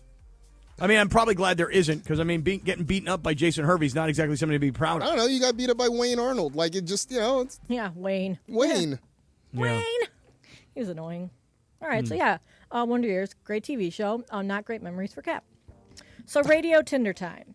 All right, you guys are probably familiar. You should be familiar with the online discount giant Temu, the Temu app. You guys familiar with Temu? Nope. Yes. Nope. So it's basically an overseas app. I believe it's kind of like a drop shipping situation, similar to like DHgate. Everything's super cheap. It comes from China. You're kind of taking a little bit of a risk when you buy stuff from there because you don't really know exactly what you're getting. Yes. Because they don't do the best job of describing these items. So I've noticed lately a lot of these Temu fails have been going viral on like TikTok and Instagram. And it's when somebody orders something from Temu, again, probably, oh, this is a great deal, super cheap. Like this one lady, for instance, who bought what she thought was a 10-pack of birthday hats for her toddler's birthday party for 99 cents. Seems like a good deal, right? Well, when she got the birthday hats, they were actually the size of like a Barbie doll's hats. That's how small they were because she didn't check to see what the size was. I guess they may not have even been a size. That's just one example of like a Temu fail where one thing I see all the time is people will order something thinking it's a great deal and then they get a picture of said item. Like somebody once ordered like a shelf, like a shelf to put up in their living room or whatever. And instead of getting the shelf for $4.99 or $9.99, they got a picture of said shelf. The shelf. Yes. So there's all kinds of Temu fails that are on. You can find them on TikTok, Instagram, whatever. They're very funny. So I want to ask you guys, have you ever bought something online and got something completely different in the mail? Swipe left or swipe right? Cappy, you go first. Two things come to mind. First and foremost, during the holidays, I was looking at like new underpants. Because, Marcus, I'm a person that needs a lot of underpants. Yeah. Mm-hmm. And I think especially the last 24 hours or so. Correct. Oh, yeah, man. I'm and sure so that those white Skims that you got are completely destroyed at this point. No, they're not. No, Lindsay, they're right here because okay. I won't wear these white Skims. Kim Kardashian. Okay. Kim, hey, girl, I love these Skims, but I'm not going to wear them because I will just destroy them, and you know what I'll do. Okay. But I was during the holidays, I bought some underwear from on Instagram. And look at these underwear. These things are so short and so small that my inner thighs are like rubbing together. And I bought like 24 pairs of these things. They're terrible. They're the worst. And I've got like a dozen of them sitting in the bag. I never even opened it. Not the product I expected to get. Now, secondly, I bought pajamas for my girlfriend on Instagram during the holidays. It never showed up. The stuff just never showed up. and I can't find it on my credit card. I don't know what the name of the company was. I can't find an email. I paid for it, bought it, can't find it, never showed up. So, yes, I don't know anything about Temu or Temu, unless you're talking about like Temu Solani, old school hockey. But, yeah, I had a major fail during the holidays on ordering stuff. How about you, Marcus? I don't think I've ever had any major fails ordering things. I've had things that take a long time to show up, but they eventually get to where they're supposed to be. But I've looked at Temu. I've never bought anything off of it because because I've heard of a lot of these fails, and just everything about it seems too good to be true, right? Yeah. Like all these things seem like obnoxiously cheap. It's like, no, something's got to be wrong with this. I will say, I've placed like 2 orders with Temu, and out of like the 15, because everything's so cheap on there. They have like little like kitchen gadgets. I remember one thing I bought. This is gonna sound so dumb, but it was like this bag that you hang on the inside of your cabinet that stores plastic bags. Like, when you like get plastic bags from the store, Mhm. and then you want to keep them for like, your bathroom garbage or whatever. Right. And it's like this little pouch that like holds those, and it was like $1. And I was like, okay, that's one of the stupid things I'm gonna buy. Like How much was shipping for that? The shipping's free, usually. Oh. Most Oh. times. And then they trick you into, like, all these free items, but usually these free items end up being the things that aren't really real. So I would say out of, like, the 10, 15 items that I bought, like, 3 of them were solid and made up for the ones that did not pan out. You don't just use one of the other bags to hold the other bags? Like, No, because That's what I do. I live in an apartment, and it's a very limited space, and I like to organize things very...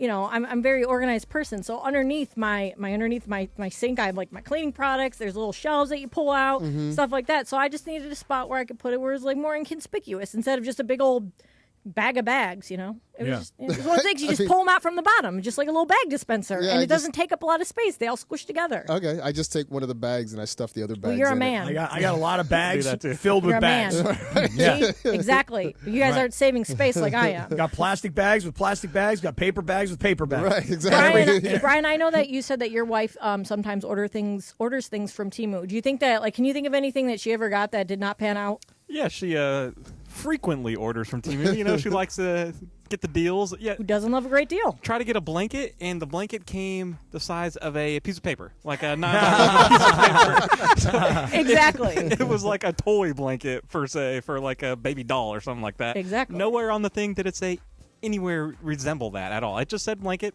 but got ripped off. Wow. At Tmood, hashtag Tmood. Temu. All right, yeah, I think you would like this site, Cap. Next time you come in, we'll have to go through it because I think you would like it.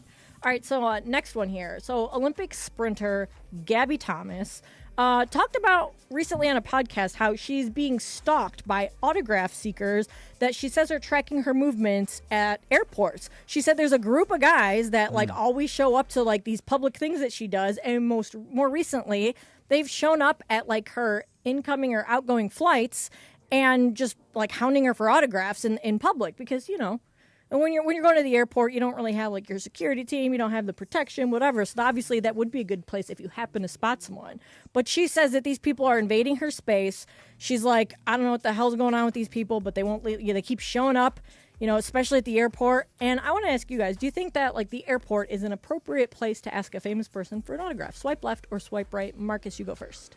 I mean, I'll swipe right, but I just think that no matter what public spot you're in, there's a decorum about it.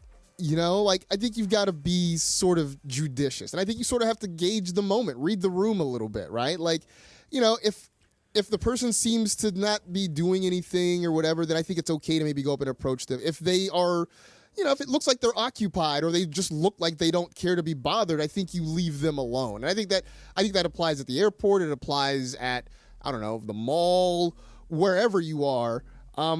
I just think you just sort of have to understand when it's right to do that and when it's not. Now, if you were literally stalking somebody at airports, that's just straight up wrong, no matter where it is. I would just ask this question, like, when's the last time you actually walked up to somebody and said, hey, excuse me, can I get your autograph, please? Like, what am I going to do with an autograph? Yeah, now people just want selfies, right? Yes. Yeah, selfies way those better. are all about the flex. But the autographs, I guess that may be where the problem is here, because if you think about it, somebody who's just a fan and wants a picture with you, they're not going to go out of their way to like stalk you at an airport. I feel like somebody who wants an autograph at an airport wants to like sell it or something. I don't know, or maybe it's part of a creepy collection. I don't know. Yeah, autographs tend to be like, I'm guessing that's something that you're going to put on eBay or some sort of secondary market. Exactly. I remember being little. The only time my family all went to Disney World together, and I was like 10. We had autograph books, and we would, and you'd meet the characters. You'd ask them for your autograph, like Tweedledee and Tweedledum, or like Cinderella, and you get their autographs. And it's like, what was I doing? Like, what are these people's autographs for? Honestly, like I cannot imagine that somebody walks up to what's her name? The sprinter. What's her name? Gabby Douglas. Gabby. I can't imagine somebody walks up to her and like stalking her for her autograph in an airport. I don't know this. I'm a little skeptical. I mean, about she's this a very story. beautiful young woman, so that might have something to do with it. But she says it's the same group of people that keep showing up at the airport for incoming and outgoing flights. So, I mean, wow. I don't think she'd make that up. But, people out there are crazy. It's Yeah. like we were talking earlier. Me and Brian were saying how Mason was mentioned some bar he was going to tonight. And Brian's like, I can't believe that he just goes out on the air and says where he's going like that. And I was like, me neither. Like, you never know. He's just going to show up and be like, hey, man, let's hang out. Well, I mean, yesterday I was on with Mason, and we were talking about having a Super Bowl party, and I've got a whole bunch of people now asking me for my address.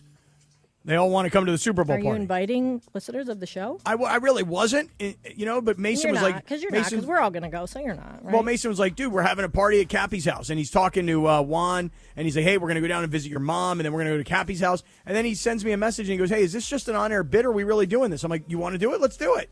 We are doing I'll do it. We But are now I doing got Dead Meow coming. Oh, I he's got not Big E coming.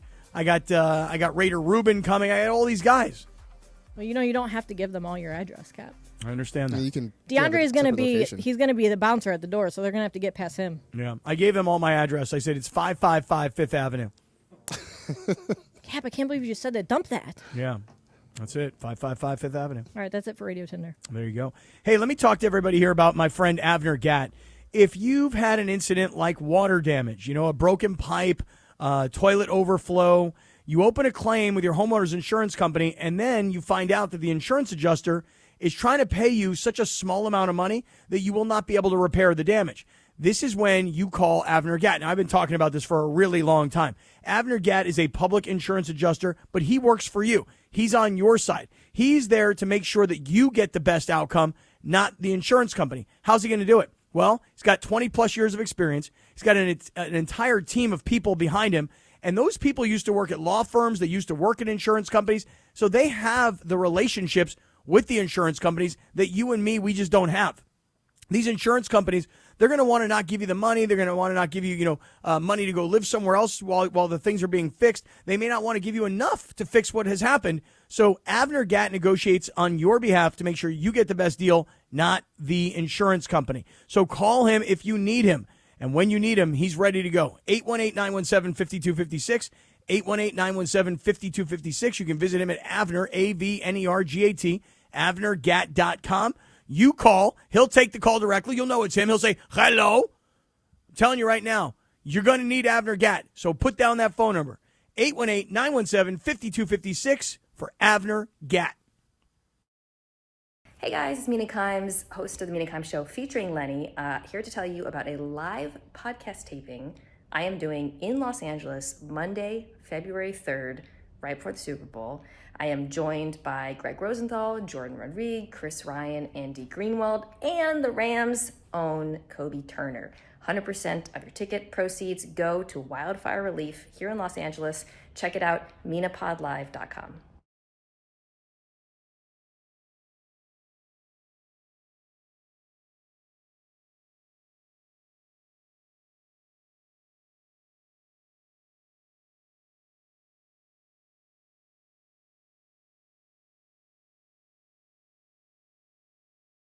Laker fans, Saturday night, join me at Cosm, LA, right next to SoFi Stadium. It's a Lakers-Knicks watch party. Come hang out. They're going to have an NBA trophy you can take pictures with, food, drink specials. It's an amazing experience. Get your tickets right here.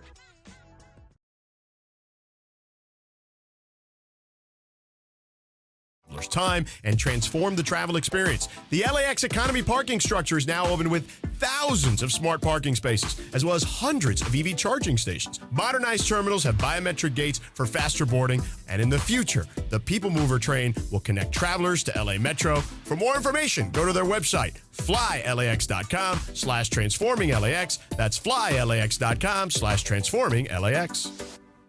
So Mark Reel from Real Fathers writes, I always say on the air, you have to have the right family law firm that is going to get you the happiness you deserve and the justice you deserve. Really, the legal system is designed and set up for fathers to fail. I set out to create a firm and to create something that would help all men navigate that successfully. We have a new phone number for Real Fathers Rights. 833-ESPN-710. And RFR710.com. Yes, RFR710.com. Texting enrolls you into recurring automated text messages. Consent not required to purchase. Message and data rates may apply. Hey, Dan, how you doing? Haven't seen you around the gym for a while. Yeah, I've really fallen off. Since I turned 40, I just don't get the results I used to get. Could be lower testosterone. Lower T? Yeah, I went through it a while back. Once you hit 40, your body has less free testosterone. I got Nugenix Total T, and it's made a huge difference for me. I've seen that ad on TV. Is it for real? Oh, yeah. The key ingredient is something called Tesnor, which helps boost free and total testosterone levels to help you trim up and stay lean. And it's made a difference for you? Man, I feel like I'm in my 20s again, at work, in the gym, and in the bedroom. Are they still giving out complimentary bottles for people to try it for themselves? Yeah, you just need to send them a text. Text STREAK to 321-321 right now for your complimentary bottle of Nugenix Total T, the #1 selling testosterone booster at GNC. Plus, text now and we'll include a bottle of Nugenix Thermo, our most powerful fat incinerator ever, to help you get back into shape fast. Absolutely free. Text STREAK to 321-321. That's STREAK to 321-321. This is Sedano and Kap for your afternoon drive. How is that related? On 710 ESPN. Ever since I was young, they said I won't be nothing. Now they always say congratulations. Sedano and Kap on a Friday evening. Marcus Grant is in for Sedano. Sedano's on his way, or probably already there. We've got Golden State versus Phoenix tonight on ESPN.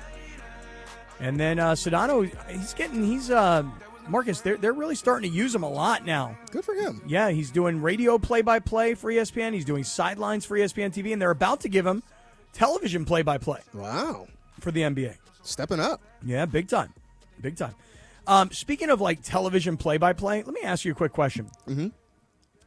You read any of the stories today about how former NFL tight end turn NFL analyst turn demoted NFL analyst Greg Olsen is now pissed about Tom Brady calling the Super Bowl next week on Fox. Have you read any of this? I've read a little bit of it, and to be honest, I get where he's coming from. I feel his point a little bit. He obviously is a guy who had a good career, but was universally considered to be very good to great at the thing he was doing, who basically just got kicked down a rung on the ladder for no other reason than the guy that was available was Tom Brady. That's right. That was it. And there was no indication that Tom Brady was going to be a good broadcaster, or certainly that he was going to be good enough to slide into that #1 chair, where Olsen had worked his way up. I mean, he had done all of the things and sort of, worked the lower crews and got himself to that top seat. And worked the Super Bowl 2 years ago. It was the same matchup, Chiefs-Eagles 2 years ago, and he was the guy in the seat, and he just got punted. And so I understand why he's a little bit frustrated.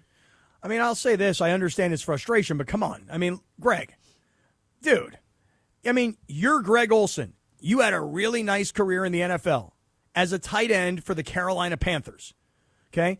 You're not a celebrity per se. You're not a star.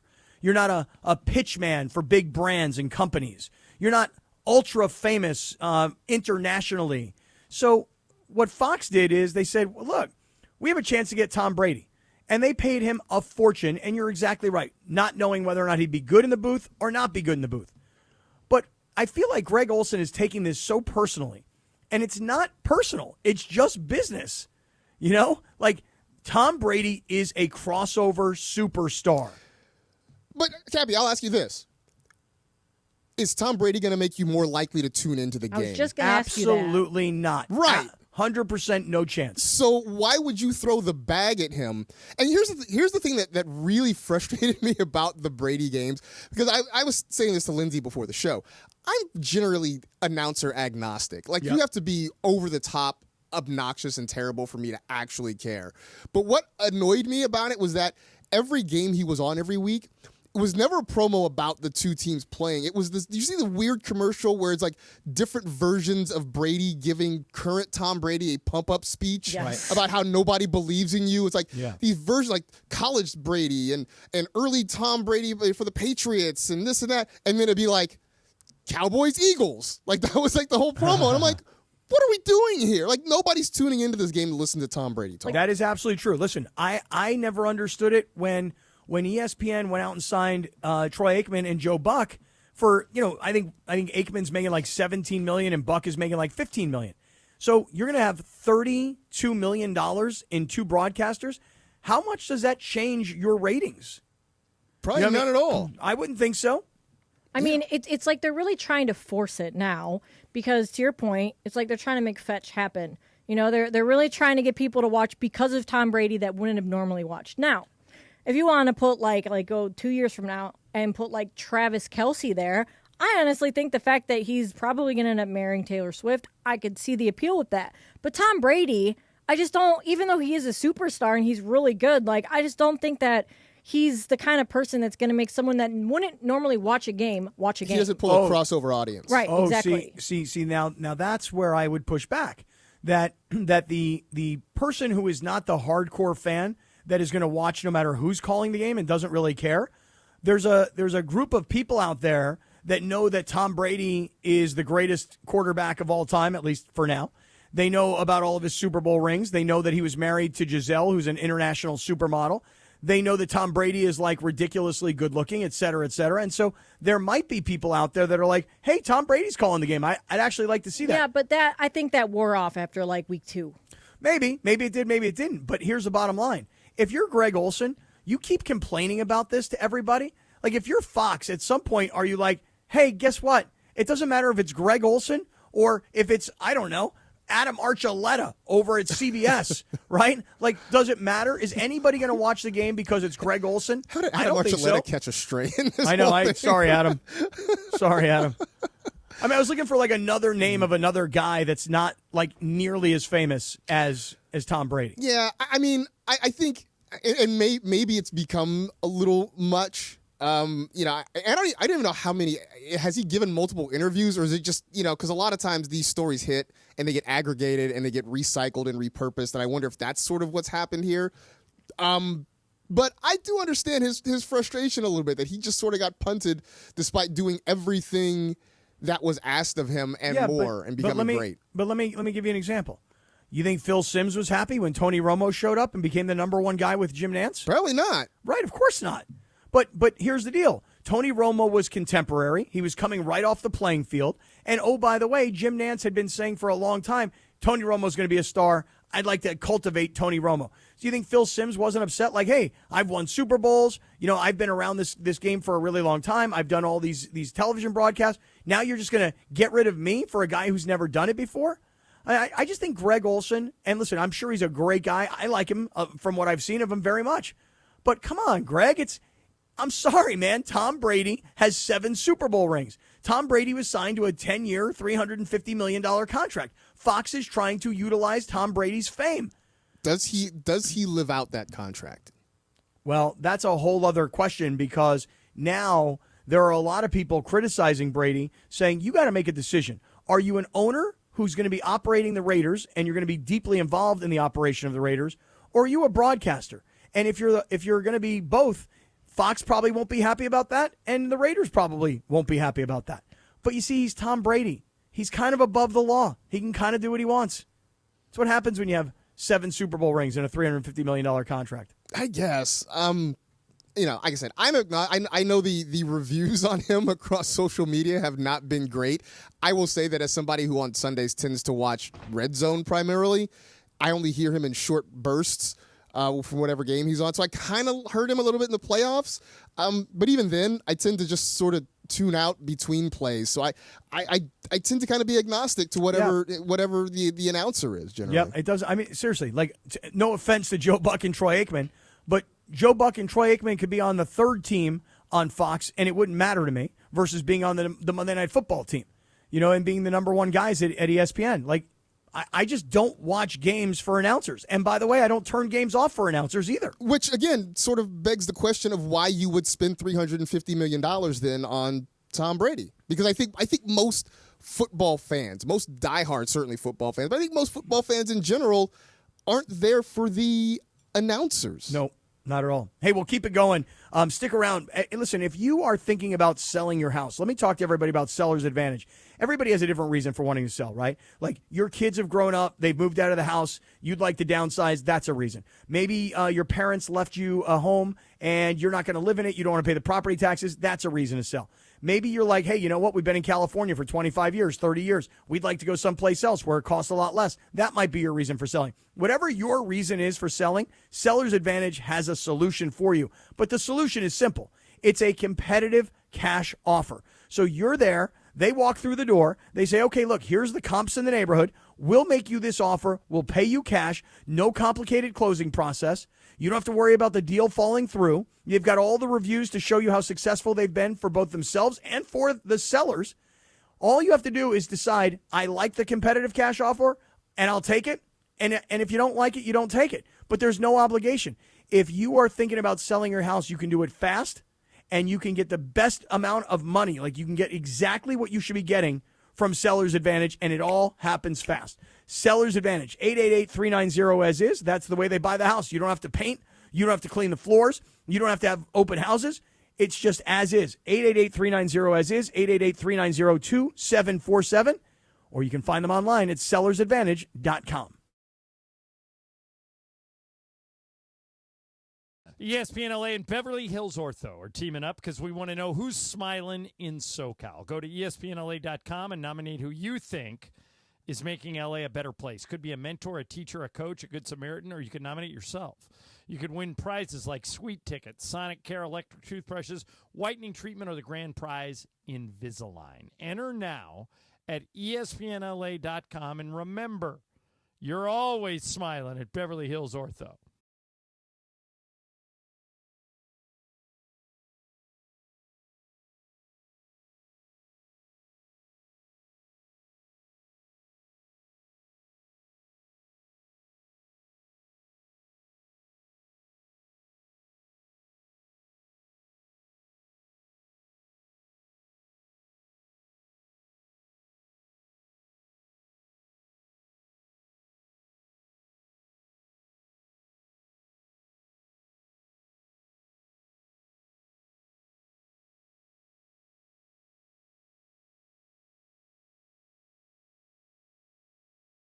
Hi, my name is Victoria. I am from Sylmar, California, and I just want to say thank you to all the firefighters for everything that you've done. You are so brave, so just amazing and brave, and we appreciate everything you've done for the city. I want to thank them. Without them, the fire wouldn't be the way it is right now. Little help, like you guys asked for. I got a few bobbleheads, a few jerseys, a few shirts that are brand new, and some baseball cards. Thank you so much for the first responders and for the firefighters that are helping the community and the people of California and especially Los Angeles. And thank you so much for your work and keep doing what you're doing. You guys are the real heroes. My name's Alfredo Famath, and I'm from Sylmar, right next to the Hearst fire. We got evacuated, but I really want to thank the firefighters for saving my house and my friends' houses. I appreciate you guys, and without you guys, I don't know where to be at, probably without a home, but I really appreciate everything you guys do for us. What's up, everybody? Cappy here, InsideCrypto.com, and I just want to take a second to thank all the first responders, the firefighters, but I'm going to take another direction here. I was talking about it on the air. Our friends at Lazy Dog and LA Live have been feeding all these firefighters. I'm going to send a shout out to all the wait staff who are feeding the firefighters, who can then feel good, be nourished, go to sleep, and then get out there and fight those fires. So to everybody that's helping, appreciate all y'all. Hey, Henry Ramos here from El Monte. Hey, first responders, thank you for everything you guys are doing, and keep fighting on. And this is for Los Angeles. Thank you guys, and keep going. We love you, LA.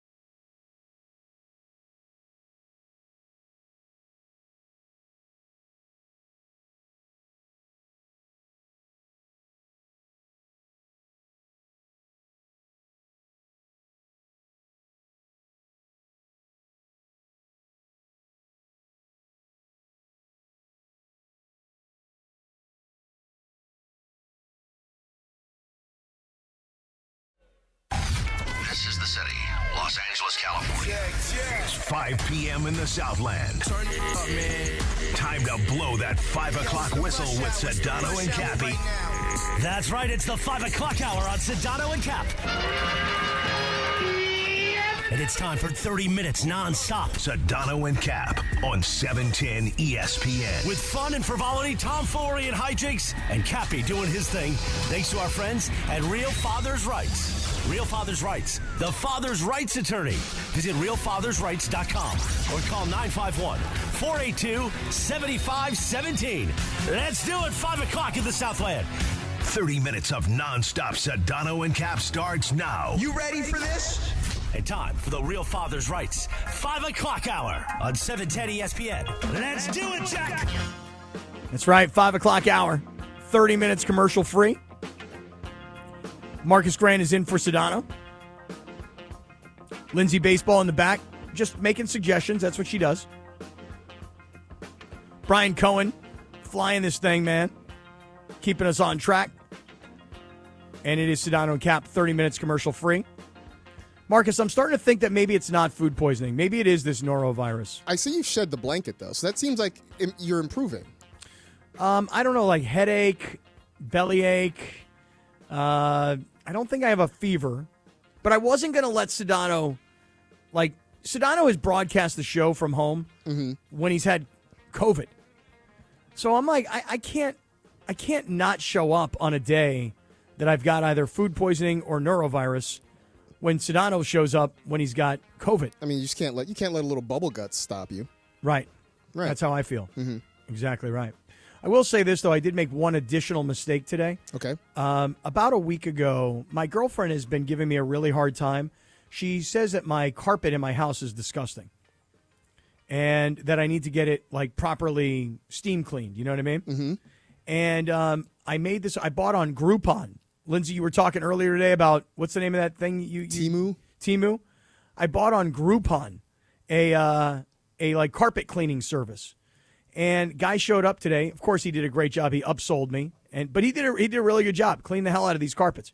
And I've had I wasn't prepared to have an illness on a day when I had this guy booked, and it was too late to drop. I couldn't say, hey, can't come, and so my doors have been open for hours trying to air the place out. You know what I mean? Right. And it's freezing. I'm soft, Marcus. I don't know what you want me to tell you. I'm just soft. I'm not mad at it. It's freezing in here. So that's why I've been wearing this burrito blanket the entire time. Okay. So you've had a lot going on. Yeah, it's too much today. You've also told me about two things that I didn't know still existed, like Mylanta and Groupon. I didn't think Groupon still functioned either. I don't think I've ever bought anything on Groupon, but I think that carpet cleaning I thought was going to be super expensive. Mm-hmm. So I went on to Groupon and I found this deal. And it was I don't know, call it $150, and it was down to $75. So I'm like, okay, I'll do that. And I bought it, and the guy came, and then he's like, hey, man, if you want, I can do your stairs for an extra $50, and I can do your, I can put in this extra powder stuff to get any smells out or anything. I'm like, bro, just do it. And so he did, and then he left. But I've had the doors open for hours because it's so damn cold outside, but I wanted the house to air out. But he did a great job, though. That's cool. Tell you that. So now your carpets are less grimy, I hope. Oh yeah. I mean, it was. I must admit, it was kind of disgusting. And they were very light colored too. You know what I mean? Were they no longer light colored? No, they were disgusting. They were. They really were. They were, seriously. And I think the dog has had a couple accidents on it. Oh man. Yeah. So anyway, all right. Where were we? I'll tell you where we were. We were talking earlier about the whole Greg Olson. Tom Brady thing. And it's got me thinking about some football stuff. Let me ask you this. What do you think is going to happen with Matthew Stafford? Based on the way he played this past year, based on his age, based on what the Rams are, what they've got, and thinking about what Matthew Stafford did last season. Remember, the deal was he had a non-guaranteed year, and they wound up giving him all of his money guaranteed, but it was only a 1-year deal. Mm-hmm. Do you think that Matthew Stafford is the quarterback of the Rams next year? I think so. Otherwise, I don't think the Rams are competitive. I don't think they are a playoff team without Matthew Stafford. Because their next quarterback is not currently on the roster. It's not Jimmy Garoppolo. It's not Stetson Bennett. They don't have that next guy because they really have not made a contingency plan for what happens when Matthew Stafford leaves. And so he sort of has some leverage on them here. I don't know what sort of numbers he's asking for or he will be asking for. And Sean McVay has sort of made it clear that they don't want to drag this out like they did last season. So I think he'll be back. I think he'll be back with the Rams. But at some point, Les Snead, Sean McVay have to start preparing for that time because, look, we had Mina Kimes on earlier. She said she thinks he has maybe one good year, maybe two at the absolute most left in him.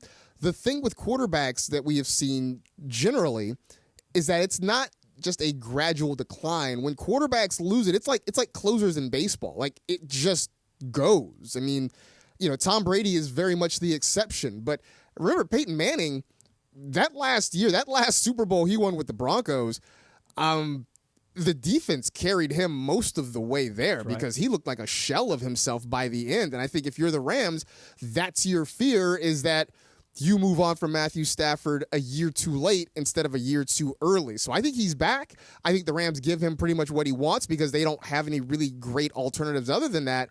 But at some point, they've got to start looking at what happens after Stafford. Yeah. I mean, and I was looking earlier today. The Rams do not have any second-round picks this year. And I think their first-round pick is like a late first-rounder. So, I was just doing a little bit of homework on this because – if you think about like what Atlanta did last year in the draft, they went out and got Kirk Cousins. They paid him a lot of money. He was supposed to be their guy. And by the end of the year, he was no longer their guy. And Michael Penix was not a top 5 pick. If the Rams could go find a quarterback that they like, that's a late first rounder, that could sit around for a year, learn the system, know the staff, know the players, watch Stafford. Like, to me, that's what you got to do. But I would not give up on Matthew Stafford now. No, you can't give up on him now. I mean, look what he did. They were 1-4. They were ready to blow the whole thing up. Then everything gets turned around. He is a big part of the reason that it turned around. Even at the 1-4 start, I thought he was playing really, really well.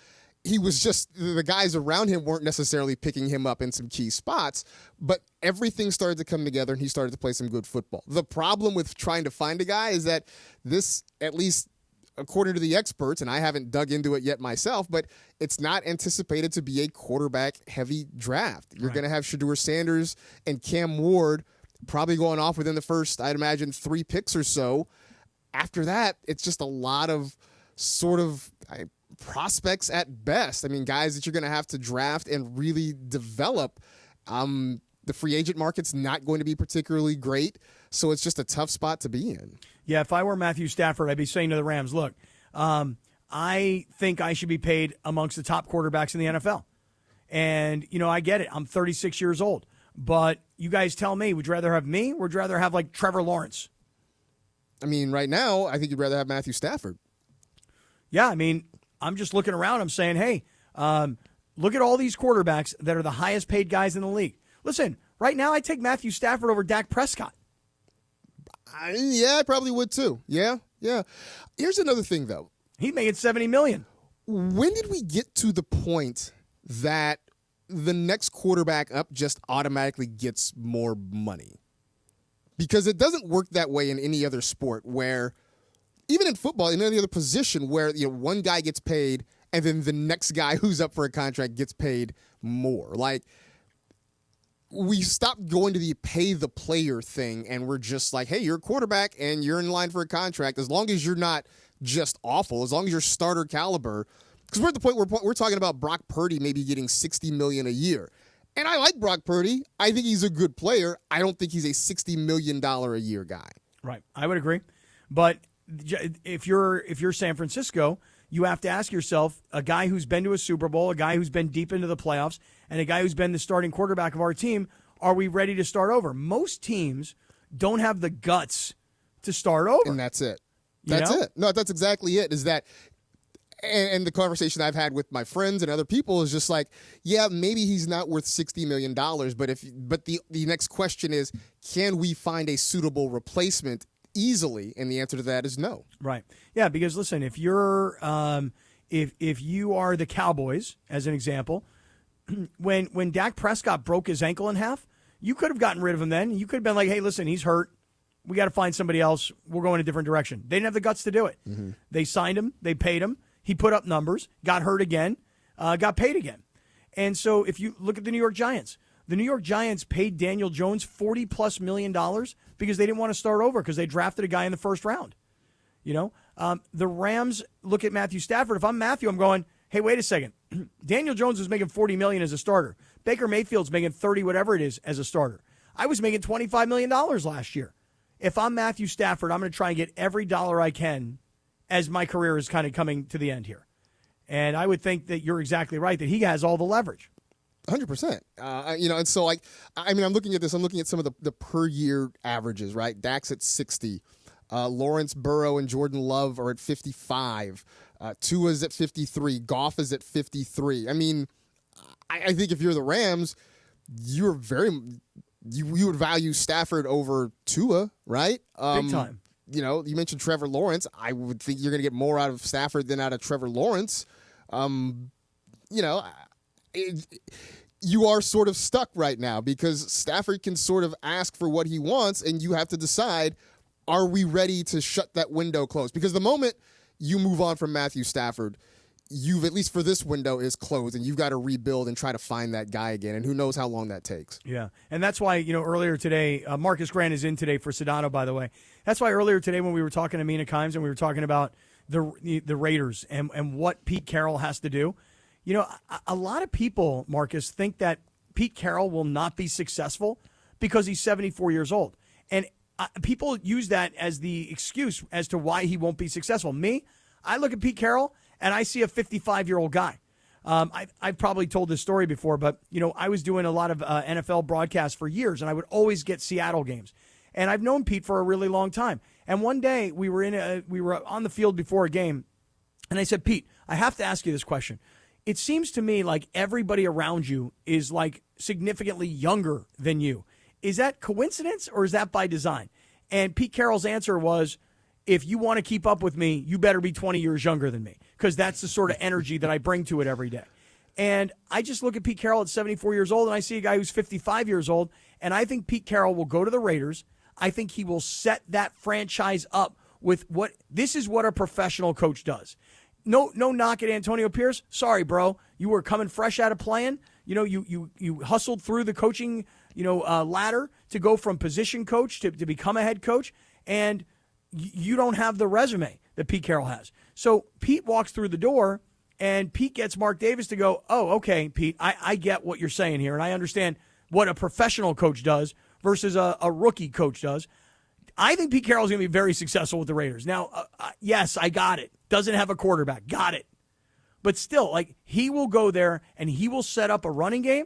He will set up a tough defense, and he will find himself a young quarterback to do, at least try to do, what he did with Russell Wilson. What do you think?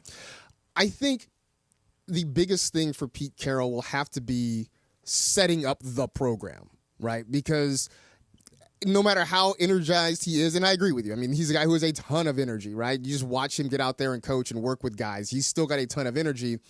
There is still the reality that he's going to be 74, and this is not a guy that if you believe he's the guy to build this program, he's not going to be there for 5, 7, 10 years, right? So it is about building a coaching staff that in 3 to 5 years can be ready to take over. I sort of cringed when I first heard it just because it felt, I don't know if lazy is the word. It just, it kind of felt like a retread again. But I guess if you're going to recycle a name, Pete Carroll is a good one. And I should say this too. Look, I remember when he got hired at USC, and it was a lackluster hire at the time. If I recall right, he might have been the 5th or 6th option for the Trojans. And at the time, he was just considered kind of a washout NFL coach. And it was like, well, what's he going to do? And obviously, he did great things at SC and then went to Seattle and won a Super Bowl there, very nearly won back-to-back Super Bowls with the Seahawks. So I do think there's some merit to it. But I do, if I'm Mark Davis, I also sort of want to know, if we do have success here, what is a plan of succession? Because, I mean, legitimately, at some point, 77, 78 years old, I don't care how much energy you have, at some point you're going to step away from this thing. I would agree with that. I would. But I think that he will do what he has to do in 3 to 4 years to set the Raiders up. So, Marcus, I'm heading to New Orleans on Sunday for Super Bowl week. Mm-hmm. And I got an Airbnb. It's the first time I've ever done this where I've not gotten like a NFL mandated, media hotel room, Okay. Mm-hmm. And I've got an Airbnb. And I used to always rent cars when I went to the Super Bowl. And now I'm just all Uber all the time. Now, Lindsay, is baseball in the house? Why wouldn't I be? Because I couldn't see you, girl. That's all. I couldn't see it. Lindsay, tell me what happened recently with your Uber experience, because I want to make sure I know exactly what I'm doing when I get to New Orleans. So, like I was telling you earlier this week, I took an Uber to work. And, I figured on my way to work, I can get some things done on my phone, texting with you and George, whatever, getting some show stuff done. But I got into the Uber, and that man had other plans. So this guy who picked me up was an older gentleman.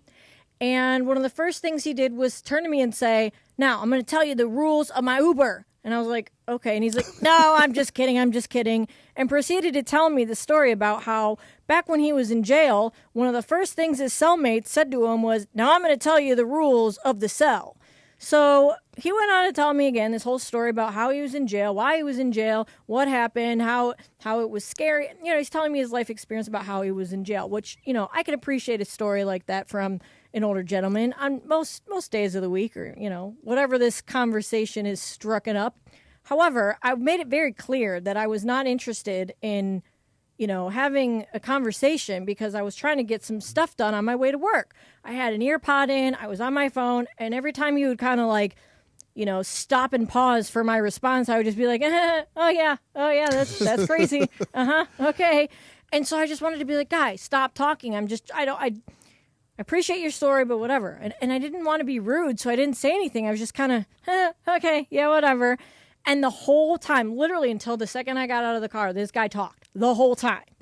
And I said, to you and George both, like, I'm not one of those people who, when I normally like order an Uber, you can change the settings on it, like what you prefer. Like, I want it quiet, I want it cold, I want conversation, music, whatever the case is. I normally don't bother with all of that. And I've never had somebody just talk my ear off the entire time. So that was my experience. I did not want or need or care for the conversation. I just wanted to get some stuff done. So I guess my question, I had for you guys was like, are you one of those people who sets these preferences when you get an Uber? And if you don't, then you just have to like suck it up and deal with a guy like this. What do you do, Marcus? I've never set the preferences. Same. And I admit that even if I was annoyed, I think I'm too nice to tell somebody to stop talking. Like I would just battle through, and I would probably do what you did, where every few minutes I'd be like, "Oh yeah, yeah, that's cool." Like I know where you're commuting from, Lindsay. You got a decent drive. That's a decent ride. It was like at that time it was like almost 40 minutes. Okay, at that time of the day. That's a long way to go to be irritated by somebody, right? And I remember once being in an Uber with a woman who told me all about how she had moved to Los Angeles from Ohio and how she was upset because she had a lot of birds and they wouldn't let her bring all of her birds on the plane. Oh, wow. So she had to rent a car and drive across country with these birds in the... And I'm really like, I've just gotten off a long flight. I just want to go home. I don't want to hear about you and your bird. But like, I sat in the back and I was like, oh, wow, that really sucks. I'm sorry about your birds, lady. Like I had no intention of having and engaging in a conversation with her. Yeah, see, I'm not only too nice, I'm just too big of a wimp. I've told these guys the story. We got into an Uber. This is down in Houston, Texas. We got into an Uber, my girlfriend and I, and the guy who's the Uber driver is having like a legitimate fight with his girlfriend on speakerphone. So it's not like he has AirPods in and I can just hear him. He's got the whole speakerphone going, and they're arguing about this car that he had, and it needed repairs. And then he's like, well, hold on a second. He's like, let me bring in the third guy, the mechanic. So now I've got me and my girlfriend are sitting in the back seat. The driver is screaming with his girlfriend, and then they bring in the mechanic, so they add her or him to the call. And now the three of them are having this conversation. And my girlfriend's like, Scott, tell him to pull over and let's get out. And she was trying to change the Uber on her phone to be like, okay, we're getting out right now. And I'm like, here's me. I'm like, babe, just deal with it. We're trying to get somewhere. Like okay, so he's yelling with his girlfriend and he's talking to the mechanic. I mean, I get it. It's annoying and it doesn't have anything to do with us, but we're making forward progress. So I'm too much of a wimp to even say to the guy, yo, bro, can you chill? Like, do we have to hear? Can you have the call when we get out of the car? I mean, I get the point that obviously it's awkward, but also part of me is just like, I want to hear what's going on.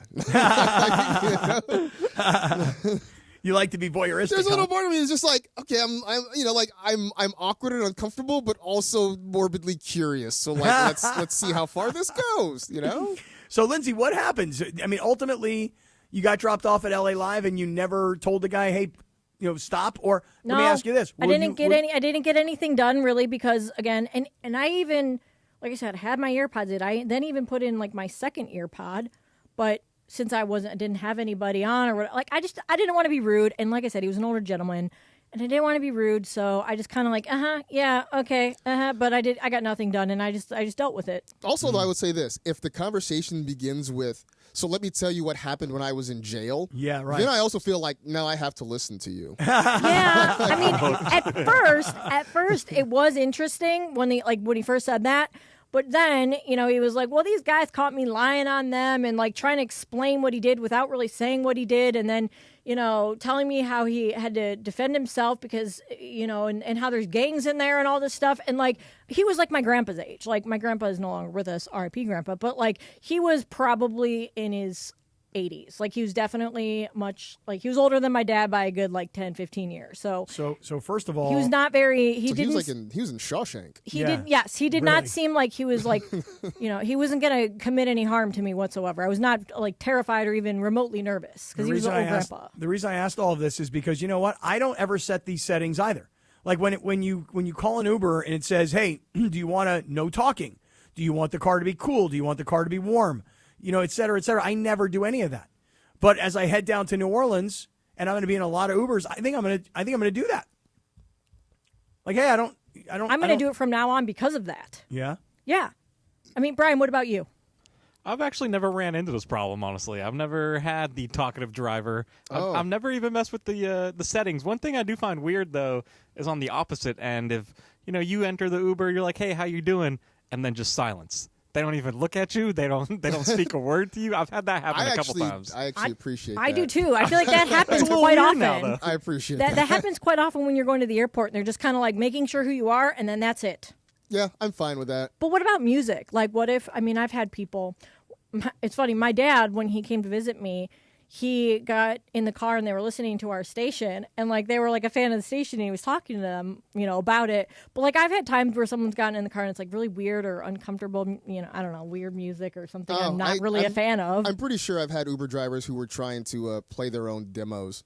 Nice. Oh, I've had that happen. I feel like there were multiple guys who were trying to get their rap career off and were playing their singles in the car. Oh yeah, and then told me, hey, take a picture of my my album cover, follow me on Instagram, right. Tune in, whatever. I'm like, yeah, I get it. All right. It's funny you say that. You never know who's going to be in your car. Right. There was actually something that went viral. I think it was on TikTok a couple weeks ago where an Uber driver he was playing his demo for this guy or the passenger was like, oh yeah, I'm an aspiring rapper, blah, blah, blah. And he's like, yeah, here, this is my music. And then the Uber driver was like, hold on a minute, I know Dre. And he put Dr. Dre on speakerphone, called him up and he was like, hey man, I got this passenger in my Uber right now or in my car right now.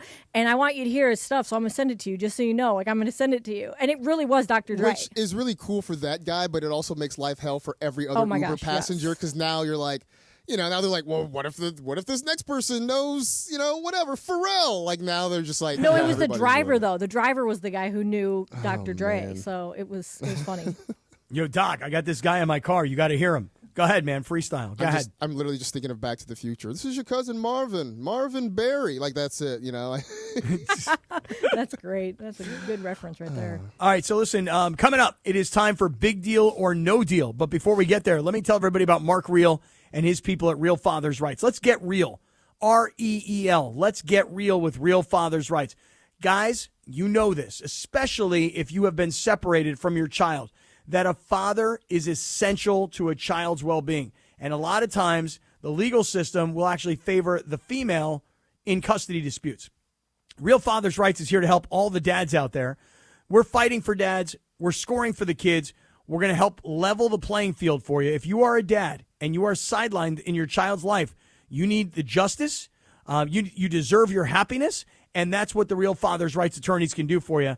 They can help fathers navigate family court. So whether it's child custody, child support, divorce, domestic violence, restraining orders, and if you're in Orange County, L.A., San Diego, the Inland Empire, they can help. Here's our new dedicated phone number only for ESPN LA listeners. It's 833-ESPN-710, 833-ESPN-710, and our brand new website is RFR, like Real Fathers' Rights, RFR710.com. That's RFR710.com. Big Deal or No Deal is next.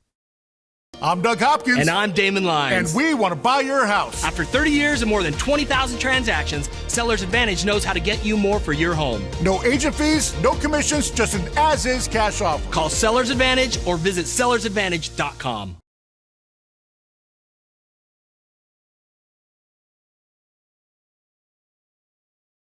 Hi, my name is Victoria. I am from Silmar, California, and I just want to say thank you to all the firefighters for everything that you've done. You are so brave, so just amazing and brave, and we appreciate everything you've done for the city. You know, I want to thank them. You know, without them, the fire wouldn't be the way it is right now. You know, little help like you guys asked for. You know, I got a few bobbleheads, a few jerseys, a few shirts that are brand new, and some baseball cards. Thank you so much for the first responders and for the firefighters that are helping the community and the people of California and especially Los Angeles. And thank you so much for your work and keep doing what you're doing. You guys are the real heroes. My name's Alfredo Famath, and I'm from Silmar, right next to the Hearst fire. We got evacuated, but I really want to thank the firefighters for saving my house and my friends' houses. You know, I appreciate you guys, and without you guys, I don't know where to be at, you know, probably without a home, but I really appreciate everything you guys do for us. What's up, everybody? Cappy here, InsideCrypto.com, and I just want to take a second to thank all the first responders, the firefighters, but I'm going to take another direction here. I was talking about it on the air. Our friends at Lazy Dog and LA Live have been feeding all these firefighters. I'm going to send a shout out to all the wait staff who are feeding the firefighters, who can then feel good, be nourished, go to sleep, and then get out there and fight those fires. So to everybody that's helping, appreciate all y'all. Hey, Henry Ramos here from El Monte. Hey, first responders, thank you for everything you guys are doing, and keep fighting on. And this is for Los Angeles. Thank you guys, and keep going. We love you, LA.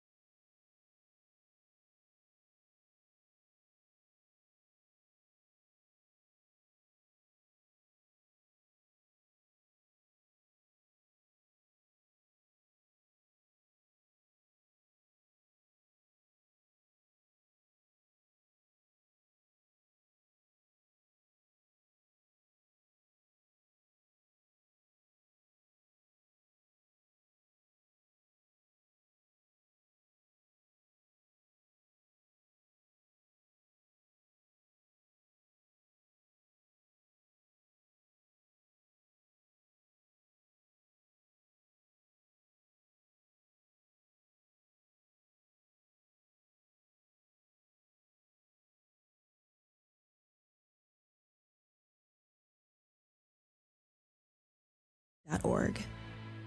It's playoff time, and you can take full advantage by winning some cash playing daily fantasy football on Sleeper Picks. Just pick more or less on at least 2 player stats, and you can win up to 1,000 times your money. And now, Sleeper has a special offer. New users just have to play $5 to get $55 in free entries. Download the Sleeper app today and use code SCORE and get $55 in free entries when you play $5. That's code SCORE. Must be at least 18 years old. Promo code, location, and other restrictions apply. Minimum deposit $25. See terms of use for details. Please play responsibly. Call 1-800-426-2537 for help. When you switch and save with Progressive, you could use that money towards scoring courtside seats for your favorite team. Progressive cannot guarantee that you can score courtside seats. Drivers who switch and save with Progressive could save hundreds on average, but courtside seats can be astronomical. Maybe if your team plays in a smaller market, you could swing it. Even still, it's unlikely. Maybe fourth row, which are still incredible seats that you'll enjoy greatly. Savings possible. Courtside, long shot. Switch and see if you could save at Progressive.com. Progressive Casualty Insurance and Affiliates. Not available in all states. Progressive cannot guarantee that someone really tall will not sit in front of you at the game, rendering your excellent seats just okay. Sedano and Kap for your afternoon right now on 710 ESPN. It's 6:30 p.m. Big deal or no deal. Take it away, Sedano. Not to freak everybody out, but it's only 5:30. 5:35 as a matter of fact. But we've been too lazy around here to actually switch that out. No, I think now at this point it's just funny. Yeah, it's just that you're driving down the road and you're like, what time is it? 6:30. No, it's 5:30. 5:35. Marcus Grant is in for Sedano. Brian Cohen is in for DeAndre. And Lindsay Baseball has Big Deal or No Deal. So before I get to Big Deal or No Deal, Cappy, so this weekend is the WWE Royal Rumble, right? Are you familiar? Wait, Lindsay, you're going to love this. You ready for this? What? My niece, who lives in Tampa, is dating a guy who's like a crazy, crazy wrestling fan. And she's sending me pictures from, I guess, is it Indianapolis? Where she's showing me like Roman Reigns in the wrestling match, tonight. So she didn't grow up loving wrestling, but her boyfriend loves it, and they're there. I do enjoy, obviously I love wrestling, love attending live events. I've always wanted to see a Royal Rumble live. It's the only one I haven't seen yet, and it's my favorite thing to watch, though. But I don't know. It's one where it's a pay-per-view, so I guess there's no such thing as the pay-per-views now, but it's one of their, like, signature events, so the tickets are more expensive. I don't know. I just feel like it's my favorite. I like it more than WrestleMania. I feel like it might be better on TV just because of the quickness of it all. And it's like, you never know. You don't know what's happening. It all happens so quickly because what happens in the Royal Rumble is there's 30 wrestlers and you start with one and every 30 seconds another one comes out, right? So in the end, you got it's at one point, I don't know, maybe up to 15 guys that are still quote unquote active. But I'm making a Royal Rumble pool right now because my friends and I back home have always used to do one when we would watch it together. But now we're all over the country, so I'm trying to make one remotely, right? Normally, what you do with a Royal Rumble pool is everyone puts in like $5, and you get, depending on how many people there, we used to get like 30 people to watch the wrestling, the Royal Rumble with us. So $5 a person, everyone pulls a number out of a hat, and then you put the numbers on the board with your name, and then whichever number wrestler that comes out for your number, that's the wrestler that you're assigned to. Okay. And then the winner of the Royal Rumble, whatever wrestler you get assigned to, gets the pool of money, the pot. Okay. So I'm putting one together now for my friends and I'm debating on whether or not we could get 30 people. I don't think that we could get 30 people to sign up for a Royal Rumble pool and like each send in the $5 for it. Do you think? How many can you get? I feel like we could get like maybe 10. So I'm debating on whether we should, and then maybe we could definitely get 15 total. Okay. So if you get 15, why don't you give everybody two numbers? That's what I'm thinking I should do. I'm debating on whether I should, like, who else I should open it up to, What do you think, Marcus? So, like, how I am not a wrestling guy at all. I never really follow. So, like, how long does the Royal Rumble last? Like, the event itself? It's like 3 hours. It's like WrestleMania. Well, the Royal Rumble itself is, I would say, probably about an hour long. Well, okay. Think about it. You have 30 people in there. It's going to take a little bit of time, right? Yeah, because, like, once you're going is it every 30 seconds or 1 minute? That somebody else comes in? Yeah, I think it's every 30 seconds. I'm fairly certain. Okay. And everyone counts down. And so then, like, once you get to the end, though, who knows how long the match will end because it's the last two people. And then there's guys that get knocked out. You forget about them. But if you go over the top rope, you're out. Okay. So I think the event itself probably lasts about an hour, I would say. Brian Cohen, do you want a $5 Royal Rumble wrestler in Lindsay's pool? I'm always down to put on a little wager, so count me in. See, because I mean, if we get 15 people and it's $5 for two numbers, then the pool is $150, right? Okay, I'm in. I'm in for two. I'm in for $10. Okay. All right. Well, no. You get for $5, you get two wrestlers. Oh, I thought that was $5 per wrestler. Oh, I'm thinking. That's why I'm trying to think. What's the math here? I'm bad at math, Cappy. if $5 gets you two wrestlers, 5 times 15 is 75. Okay, so then if we want it to be 150, then $10 for two wrestlers. It would have to be $10. Yes. Right. Okay. Count me in. What do you guys think? Should it be 5 or 10? I mean, $10. 10. Want to win more? Come on now. Is 10 really breaking the bank? $10 for 2 wrestlers, so That's I can right. get 15 people. It's double the pleasure, double the fun. Okay, so I'm putting you down, Brian. So what I have here is I have a spreadsheet that I'm going to send to everybody, and I have like a random number generator link that's set to go. It's going to pick the numbers at 3 o'clock on Sunday, right before the event starts. And so then this spreadsheet will have everyone's names listed in an order, and then whatever number corresponds with you on which order you are on the spreadsheet, that's the number you get. Okay. Jay in the live YouTube chat says he's in. Lynn, send me your number. I'm not sending anyone my number. Why not? Give me a break. It's nice. Way to shoot your shot, though, Jay. I know. I send everybody my number. Okay, I so don't Cappy, care. you're in. Marcus, are you in or no? It's okay if you want to pass. I get it. Marcus, you'll wind up winning. On it. I know because I know nothing about Right. this. You don't have to know That's the anything. thing, like you don't have to know anything. It's just it's all random. Honestly, this is how I got back into wrestling. I hadn't watched wrestling in, I don't know, like all throughout high school and maybe like 3 years after. And then my friends from, when I was covering Indians games in the press box, they were all big wrestling fans. And so they were like, oh, come over and watch the Royal Rumble. I went over there. I put my $5 in for the wrestling pool. I had Randy Orton, and I won. I won with Randy Orton. And so that's how I got back in it. So where does this is this a paper? Is it an actual pay-per-view event? Yes, it's on Okay. Sunday. Yes. So you have no idea, like, if you're number one or number... This tells me how this tells you how little I know about all this stuff. Yeah, so it's like, if number one is like, let's say Roman Reigns comes out first, then you have a pretty good chance, but you have no idea when they're going to come out. Right. Like, it feels like you're, to get a lower number is like a disadvantage. You would think that. However, there's a lot of guys, like I said, that kind of get scooted out of the ring, but they don't go over the top rope. So they'll be laying there dead for, 35, 40 minutes. And they can come back. And then all of a sudden, they're back in it. They're showing signs of life. So you have no idea how it's going to turn out. I'm in. Okay. I got you down. I got Brian Cohen down. Marcus, you let me know. All right, I'll let you know. Jump in. I'll let you know. Okay, so anyway, back to a big deal or no deal. Now that we only have time for one, I believe. Now we got plenty of time. Okay. So we're talking about Matthew Stafford earlier. And, him and his wife, Kelly, they seem like very wonderful people. Kelly did the buses. She paid for buses to get everybody out to Arizona when they had the game out there because of the wildfires. So now, I guess Matthew Stafford heard the story about a fan who had to sell his autographed Lions Matthew Stafford jersey in order to take his daughter to the Lions playoff game. And we all know how expensive those tickets were because, the Lions just recently started making the playoffs. And he said in order to be able to take his daughter to the game, he had to sell the jersey, and it somehow ended up going viral. Matthew Stafford found out about it. So he decided to send a new Matthew Stafford signed jersey to this guy and his daughter. Just Rams? be like... Rams or Lions? Oh, so I guess he sent one of each. Oh. Okay.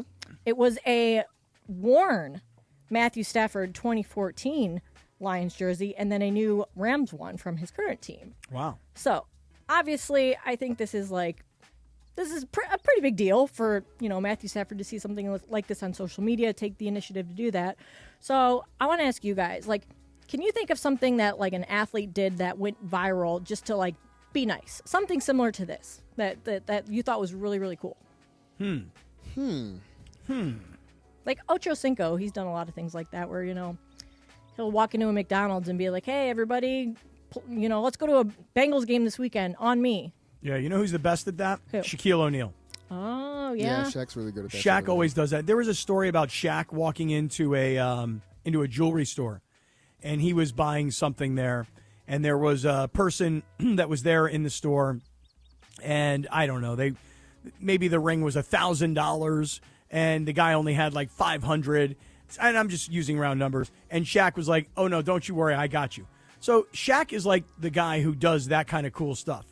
I love what that's very nice of Matthew Stafford. I don't know how he found out about it. That's very cool of him. Well, I think it was just one of those things where the guy shared it on Instagram or TikTok or whatever, and then people kept sharing it, tagging Matthew and probably Kelly in it because Kelly's very active on social media, and he was like, oh, I need to hook this guy up.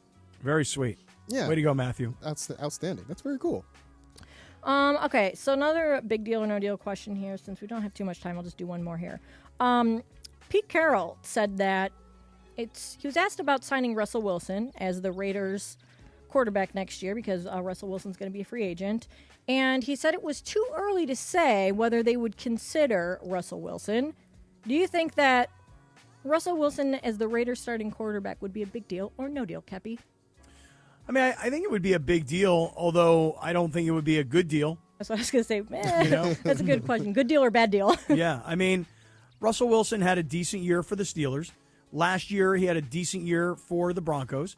But we're talking about Matthew Stafford at 36 years old, and Russell Wilson is, I want to say, 38 or 39 years old. I mean, somebody could check me on that, but I'm almost sure that he's older than Stafford and just like a hair younger than Aaron Rodgers. If I'm Pete Carroll, it sounds romantic to reunite, but I don't think their relationship ended perfectly in Seattle.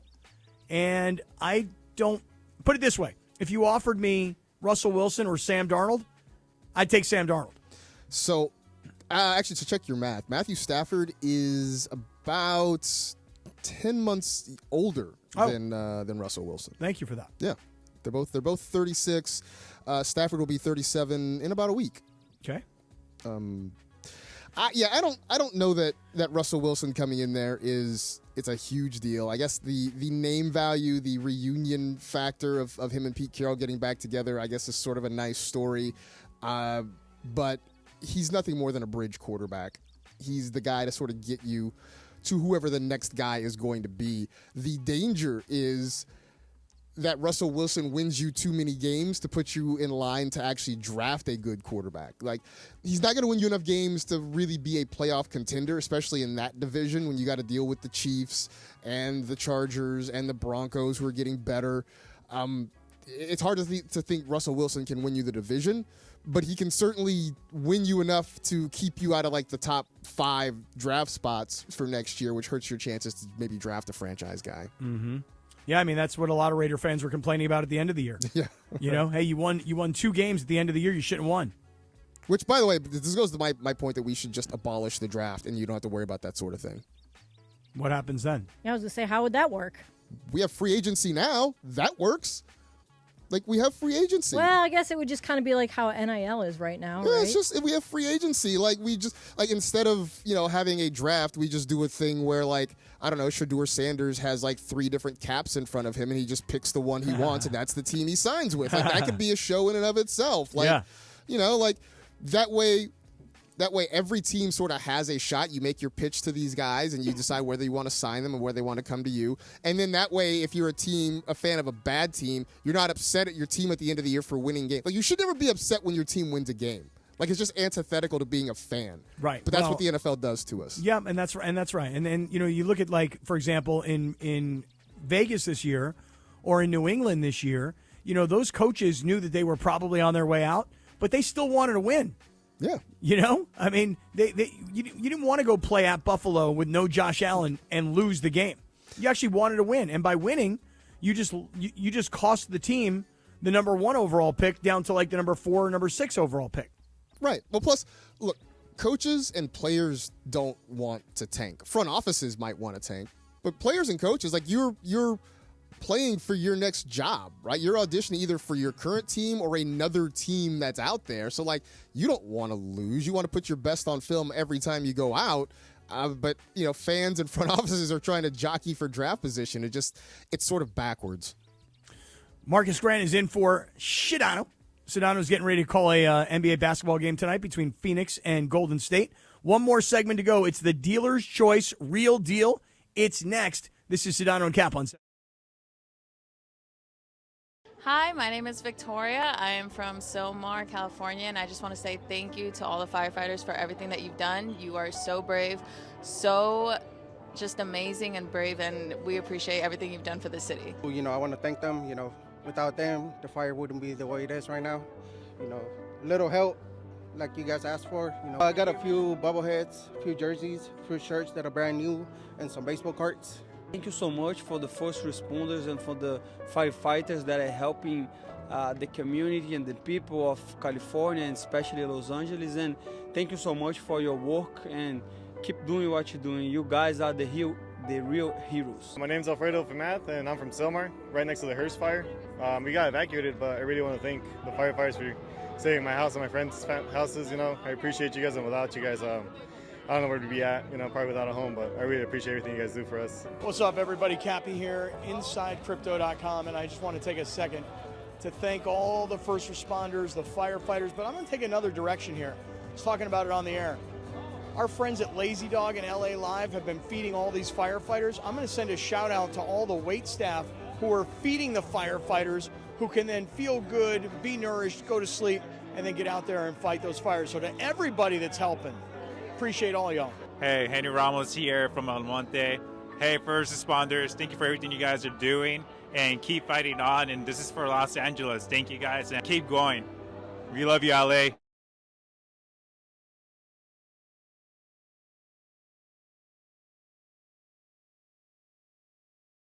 Laker fans, Saturday night, join me at Cosm, LA, right next to SoFi Stadium. It's a Lakers-Knicks watch party. Come hang out. They're going to have an NBA trophy you can take pictures with, food, drink specials. It's an amazing experience. Get your tickets right here.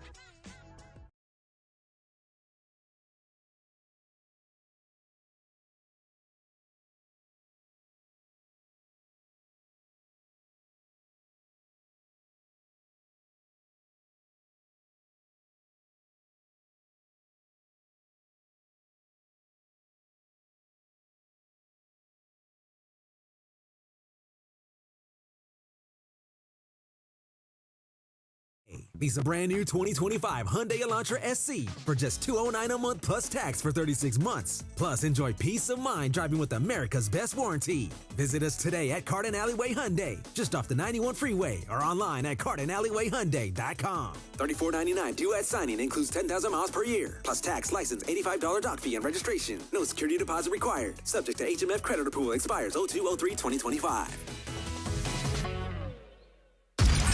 This is Sedano and Kap for your afternoon drive. Really? You haven't? Oh, my B. Yeah. My B. Your B. On 710 ESPN.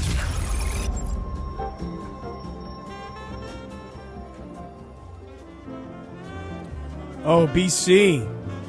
Oh, man. That's my bad. I told him the wrong thing. Oh, man. It's my fault. I told him the wrong thing. Well, I'm digging this, though. Let's just let it roll. Yeah, you like this? Well, this is the dealer's choice music, but I totally forgot because my mind I just slipped it. I said we play the rejoin music, but I didn't specify that we have the final segment music. Final segment music gets me hyped. It's my bad. Oh, Gets me okay, hyped we up. Just like, and then just like, record scratch, and then just... Yeah, hang on. I think I got a record scratch sound effect here somewhere. Sorry, I didn't mean to derail the whole show by saying that. No, Marcus, you didn't derail the whole show. You carried the whole show today. Oh, I appreciate that. I mean, dude, let me tell you something. You know the phrase "fake it to make it." Mm-hmm. Thank you. There's our final. There we go. There's our final segment. All right. See, we coordinated that perfectly. I have been faking it the whole time, Marcus. Oh my God, I'm dying over here. Well, I will try to drag you across the finish line. I will be the Scottie Pippen to your flu-ridden Michael Jordan here. Oh, thanks. And carry you lot. off the court. Really appreciate that. You can be Kellen Winslow. I will be Dan Fouts. You're going to carry me off the field, huh? Yeah. Well, it is that time. Dealer's Choice. It's the real deal. It's brought to you by Seller's Advantage. You want to sell your house before you call an agent, you call Seller's Advantage. They'll buy it as is with a competitive cash offer. No repairs needed. They make selling easy. Call 888-390-AS-IS for a no-obligation offer or visit sellersadvantage.com. So, Marcus, this entire show, we have not talked about your Dodgers. Okay, you're right. And I'm curious, while the rest of the world hates the Dodgers, mm-hmm. And listen, all my Padre fans out there, they hate the Dodgers. I get it. But the Padre fans are also just pissed because there's a civil war going on between the late owner and his widow versus the brothers who he left the team to. So they're really upset because of how bad the offseason has been. But I found it really interesting a couple days ago when, what's his name, Hal Steinbrenner? Mm-hmm. Yeah. Pretty much said that, hey, we can't keep up with the Dodgers. Poor us. We're the Yankees. Feel sorry for us. We're the victims now. Right. I mean, the Yankees have nowhere to even... They have no standing in this. None. Zero. None. But I am curious, as a host of the Blue Review, mm-hmm. what you have made of this Dodger offseason that has been the talk of not just baseball, but all of pro sports. I mean, it's been a good offseason, right? I mean, they have gone out and gotten everything that they wanted and needed, and probably then some. I saw somebody make the point that they DFA'd Ryan Brazier, right? Saw that today. Things are. If you want to know the state of the Dodgers, they DFA'd a guy who had an ERA below 2 for the last couple of seasons, right? Because they have too many arms in the bullpen. That's the state of the Dodgers right now. And look, I get why a lot of folks around baseball hate them. They are spending a ton. They have found this loophole with the deferrals and the contracts. I would also say, though, that, there's a blueprint there for anybody who chooses to follow it. I know that teams in quote unquote smaller markets complain about it, but let's be real. The people who own all these franchises at this point are billionaires. They are massively wealthy people, and a lot of them choose not to spend. I say that as somebody who grew up as a fan of the Oakland A's and watched John Fisher systematically dismantle that franchise until he basically forced his way out of Oakland and then turned around and started signing contracts. So, some of it is sort of on ownership. And so as a Dodger fan and as the host of the Blue Review, I am thankful for the Guggenheim Group, and I will enjoy their continued spending of resources for my own personal enjoyment. Yep, I understand. I do. I think that when you say the Guggenheim Group, and this is what I did a whole thing about a week ago on this, they just outsmarted everybody, Marcus. Everybody can defer money if they want to, but the beauty of what the Guggenheim Group does is they defer the money, they have the money, they invest the money, and by the time they have to actually go spend the money, that money will be a whole lot more than what it is today. Yep. So they just outsmarted everybody. Yeah. It's the opposite of the Wilpons getting taken in by Bernard Madoff and the Ponzi scheme. Mm-hmm. Very much the opposite. Marcus Grant, it is great to be with you. We need to see you around the radio station more frequently. I look forward to it. I hope so. It's been a lot of fun. Yeah, been great. And thanks for carrying me, dude. Hey, I'm always here to help, man. I think I may have norovirus now. Now I don't think it's food poisoning. You're like a hypochondriac. Just right. Go get you some Sprite and saltines, dude. All right, that's what I'm going to do. Brian Cohen, thank you for pulling the double today. Lindsay Baseball, outstanding job. Until Monday, everybody, have a great weekend. Be safe. Go enjoy Beto Duran tomorrow at Cosm. Take care of that, and we will see everybody